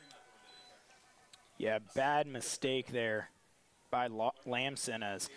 I mean, it kind of did the same thing that it did to Ski Kono, where it just bounced up a little higher than he expected. But what made it even worse is that it bounced all the way out into the right field, and Anthony Fernandez was able to round second and make it to third standing. Yeah, that'll put Cannons on the corners, nobody out for Quinn Mayer in the cleanup hole tonight. Designated hitter, not third baseman. Definitely not the third baseman. Has not played third at all tonight. No, he is not. Despite what Lincoln has said. If you were just listening to me, you would think he was. That one outside, count moves to 1-1. That's the thing about announcing. You say something one time, put it in your own head, and it's there for the rest of the night. But definitely Eric Martinez over there at third. Mayer, 1-1 pitch, and that one breaks in. Good pitch from Lester on the mound. And it's 1-2 to the Cannons cleanup man. Looking to capitalize on that error. Taken off for second is Marsala. He's got another stolen base. Double steal. Fernandez to the plate. The Cannons executed with perfection. And it is 5-1 Purcellville here in the 8th. Yeah, perfect running there from Marsala. The throw was offline either way from Cockrell. It wouldn't have been anything for Marsala, but Fernandez comes in, and then after Lester dropped that ball, Fernandez was able to slide in perfectly with ease, no contest. Yeah, that's something that Marsala does exceptionally well for a first baseman. He has now 11 steals on the year. 2-2 pitch to Mayer, line foul down the left side and out of play. Yeah, we saw here a couple weeks ago. He went from first to third, stealing both times. And I mean, it shocked me, like you said. First baseman, not exactly the guy you see often running. And no discount to Marsala. I just saw first base and assumed, probably not going to steal, but he can run. He's got 11, like I mentioned. That one swung on and missed from Mayer, and it's out number 1 on the strikeout. That was just an absolutely gross breaking ball. It started at the top of the zone and just dropped off a cliff. No chance for Mayer, as it was also going like 75 miles an hour. Just impossible pitch to catch up to, and beautiful pitch from Leicester. That'll bring in Ski Kono in the 5-hole. He is 0 for 2 today. He walked as well. That one misses for ball 1. This is a bunt situation. He's a guy who likes to do that, can do it very well. If he can lay this down the third base line, you'd move that guy over, and he might beat it out. He's not showing right now, though. 2-0 count as that one skips in. I think you're forgetting he's got a little bit of familiarity over there at third, though, with Rex Smith. We already saw Smith John at Kono earlier about his bunting ability. Yeah, Rex Smith will be running in. Kono's got wheels, so well-placed bunt could get him there, but you are certainly right. Smith, I'm sure, is also thinking the same thing I was thinking when Kono came to the plate, runner on second, 1 out. Potential for a bunt. Say that like Smith has some inside information. Granted, he was on the team, but I'm sure every team in the Valley is very aware of Kono's ability to bunt at this point after playing a year here already. Very true. 2-0 pitch to Kono. He does show bunt this time. Pulls around. And it's ball 3. Pulls it back, excuse me. So a 3-0 count to Ski Kono. Eric Martinez stands on deck. Takes this one inside, and it's another walk for Ski Kono. He adds to his team lead. It currently sits at 25 after that walk. Quite the difference there from Jaden Lester is pitches a beautiful pitch against Mayer to send him away swinging that just drops off a cliff. Then he comes in and just can't find the zone against Kono and sends a 4-pitch walk, and now it's going to end his night because of it. Yeah. With that, Braves go to the bullpen. It's a new pitcher on the mound. We'll tell you all about him when we get back. The Purcellville Cannons would like to thank their sponsors for the 2025 season. IBEW Local Number 26, International Brotherhood of Electrical Workers, the Purcellville Pub, Catoctin Creek Distilling Company.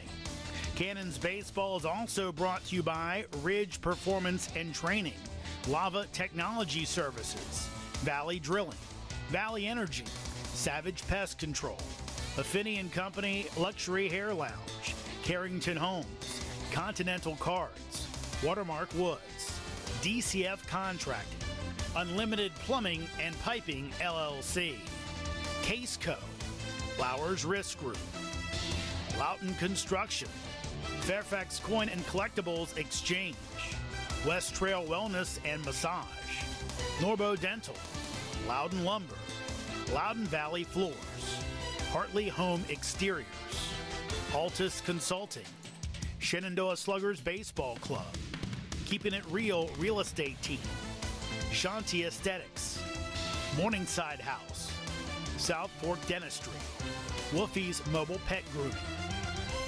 Thank you to all of the Cannons 2025 sponsors. Welcome back into Purcellville here. New pitcher on the mound for the Braves is number 32, Ian Barnes. I'll have Tristan tell you all about him. Ian Barnes yet to make his first Valley appearance. This is it. 5'10", 180-pound senior out of South Carolina, Beaufort, hometown of Tampa, Florida. See what he did at South Carolina is he has no stats in the Valley yet. Yeah, he's got a tough assignment here. 2 runners on, just 1 out. And it's 2 guys with speed in Marsala and Kono. It's first and second. 1 run already in. South Carolina Beaufort on the season. Now batting for the Cannons. He had, excuse me, that's his fielding. 47 innings pitched this season. 59 hits. 48 runs, 46 of them earned. Walked 29 and struck out 35. ERA of 8.81 at South Carolina Beaufort. His first pitch of the night on its way now to Eric Martinez, taking off for second and third of the Cannons, and it's another successful double steal. Kono into second, Marsala into third. The throw was towards Kono, but it's not there. Yeah, Cannons love that double steal, especially with Kono on first. You got a lot of speed behind Marsala. Kono, we mentioned, with that team leading steal number. That one above the head of Martinez. It's ball one. The pitch on the double steal was called a strike, so it's 1-1.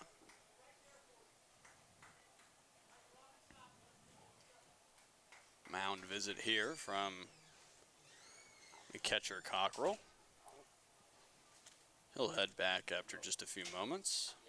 We'll do it here at 1-1. 2 runners in scoring position. 5-1 Cannons lead after the double steal that scored Anthony Fernandez. 1-1 pitch, swung on and missed, and it's 1-2. You mentioned Kono's team leading steal number. After that one, it's up to 21 on the year. He's been caught just twice.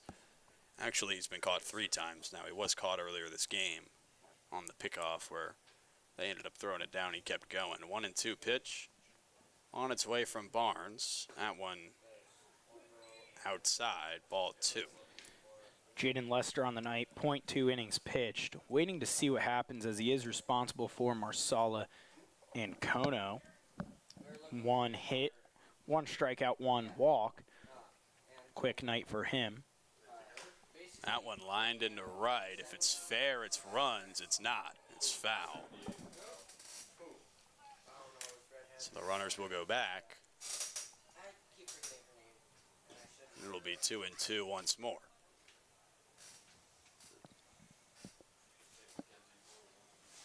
As we hit 10 o'clock on the night. Well, this game was once blazing, came to a screeching halt. Yeah, had a long inning as a result of 3 unfortunate injuries. Hopefully Ingram, Acevedo, and Tone are okay. That one grounded to second. It'll score the run. Throw on to first for out number 2. Marsala steps on home plate, and it's 6-1 Cannons here in the 8th. RBI ground out for Eric Martinez, his first RBI of the season. Obviously, never want to see anyone get hurt in a summer league, as all these guys are just trying to up their draft stock, find their way into the MLB, achieve that dream that they've all been chasing since they were boys. That one up high. First pitch to Rohan Putz is ball 1. Putz on the day. Another solid night. Fly out to right back in his first at-bat. Since then, he had a bunt single and a walk. He also has a stolen base on the day. He gets set for the 1-0. Barnes kicks and fires. That one in there for strike 1. Twirls a nice curveball on the inside edge. Yeah, that one broke in really nicely. Started high and in and just worked its way right inside the inside of the plate. If Putz can find his way on, it's Adam Opata behind him. That one low and in, 2-1. Ian Barnes trying to hold his, they already have a tall task trying to score 5 in the top of the 9th. Putz can make it a 6-run lead here with a base hit. That one low and in. It gets past him, heading for the plate, and safe with ease is Ski Kono. He was flying. That's another run. That's another way to make it a 6-run game. That is true. That'll work. A wild pitch from Ian Barnes on the mound, and Ski Kono makes it 7-1 in favor of the home team. Good night for the Cannons.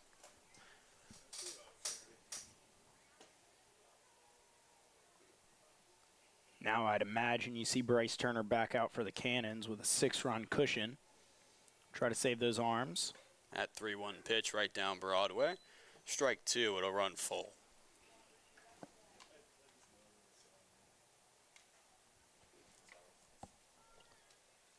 Payoff pitch on its way to Putz. It is swung on, popped up right side. Back on it is the first baseman Campbell. Is it going to stay in? It will, but Campbell's unable to make the grab over by the fence. So Putz will get another chance in a 3-2 count. Looked like he almost snagged that right out of the air, and then I saw it bounce off the concrete on the path there.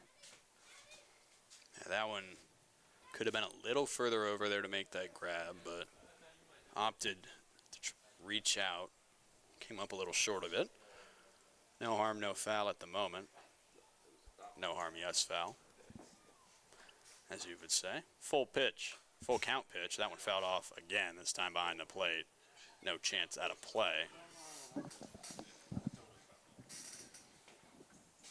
So it'll be 3-2 once more.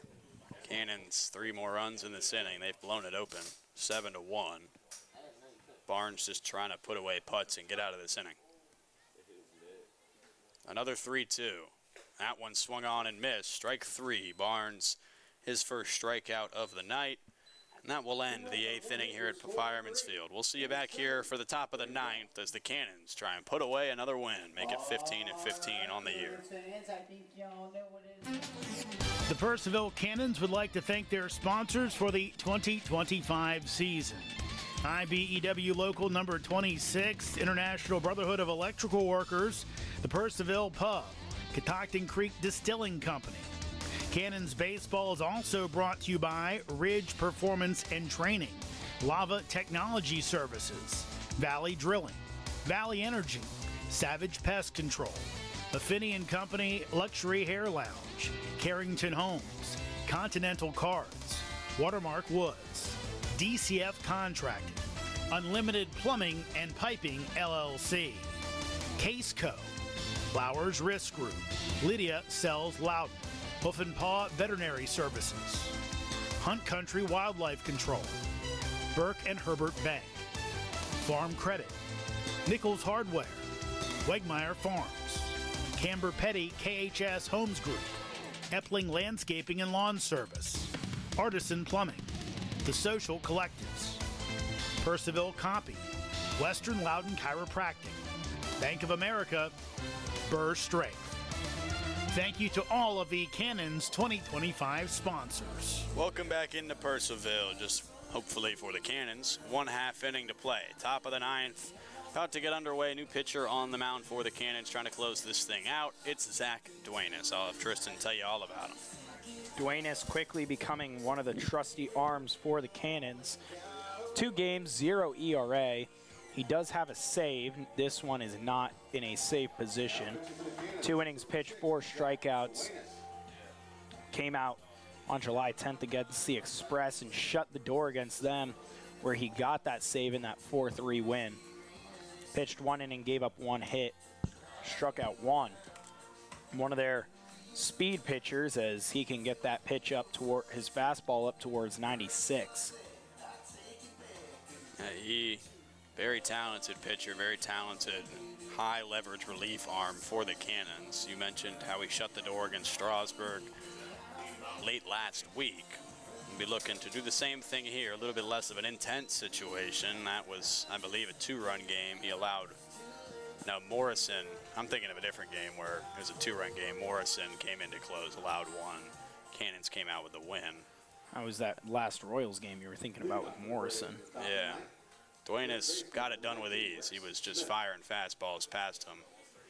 And we'll be looking to do that again tonight. 6'10" senior. Facing his teammate first, Rex Smith, former teammate.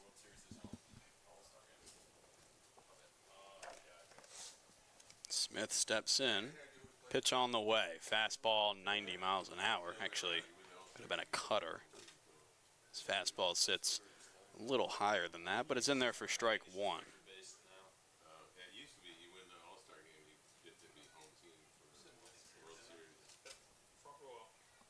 That one grounded to first. Marsala picks it up with some swag. Steps on the bag. Out number 1. Gave a little bit of a goalie windmill there as he picked that one up. Yeah, he made that about as cool as he possibly could have. Ground ball to first base. Picks it off the dirt.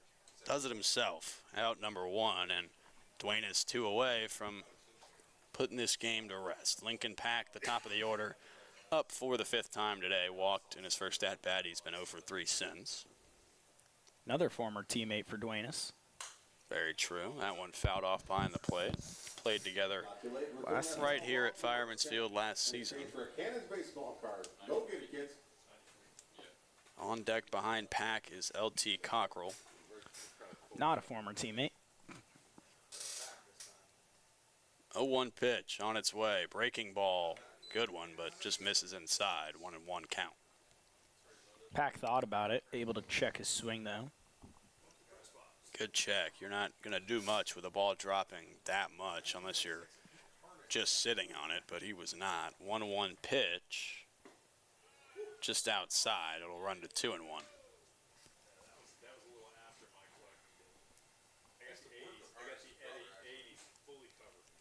He's turned 2 straight breaking balls. We'll see if he tries to run up the fastball here.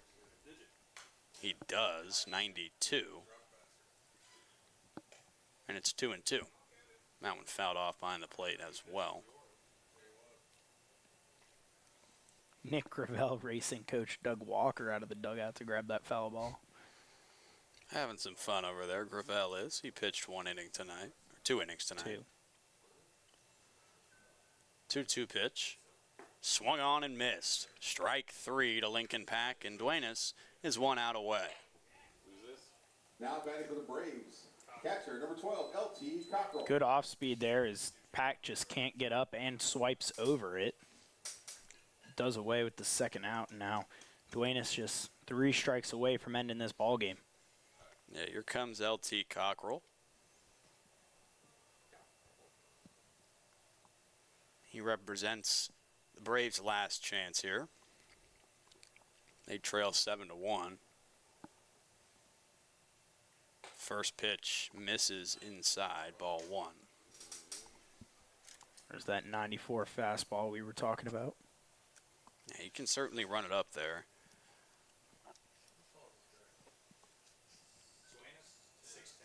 Into the mid-90s. 1-0 pitch. Breaking ball. That one's pretty, but it's just outside. Ball 2. 2 good takes from Cockrell. He's looking to reach for the 3rd time today. One of those was on a fielder's choice. The other one's a single and a double. 2-0. Outside. 3-0 now. On deck is Wyatt Campbell. He's 1 for 3 today.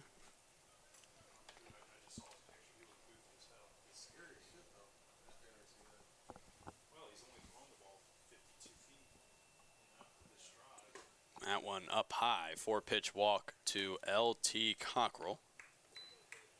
And he's on base once more. So Braves stay alive 14, Wyatt Campbell. for Wyatt Campbell. His 5th at-bat of the night.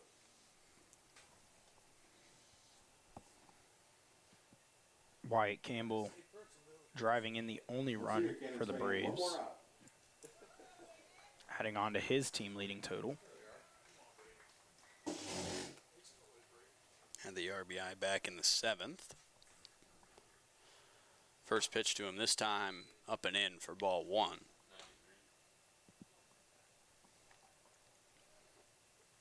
Now 5 straight balls for Duenas. Important for him to just find the zone here. Yeah, looking to settle in. Getting rolling like he typically does. 1-0 pitch on its way now to Campbell. That one right down the middle at 93 again. Strike 1.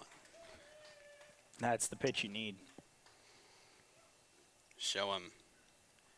Here's a pitch in the zone. Now he's got to look and swing at the next one if he thinks it's close.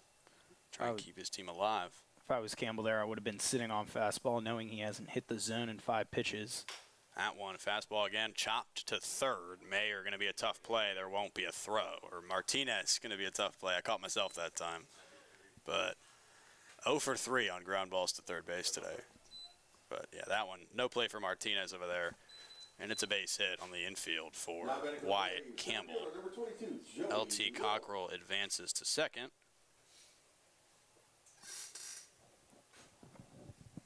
And in steps Joey Little. He struck out looking his last time up. Reached on an error back in the 6th. flew out and lined into a double play. This one's fouled off behind the plate.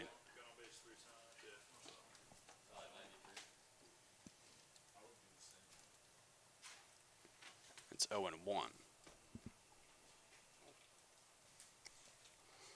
Dwayne is still just 1 out away.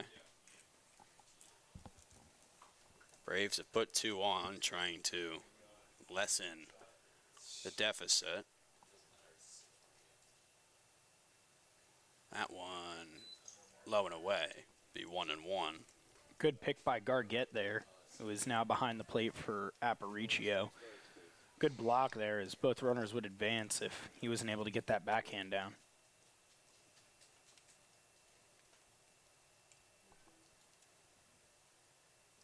One pitch on its way. That one up high, 2-1. Looks like everything remains the same defensively outside of that for the Cannons.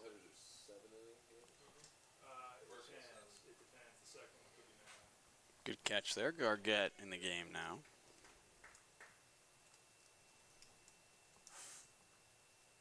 Joey Little gets set in the box for the 2-1.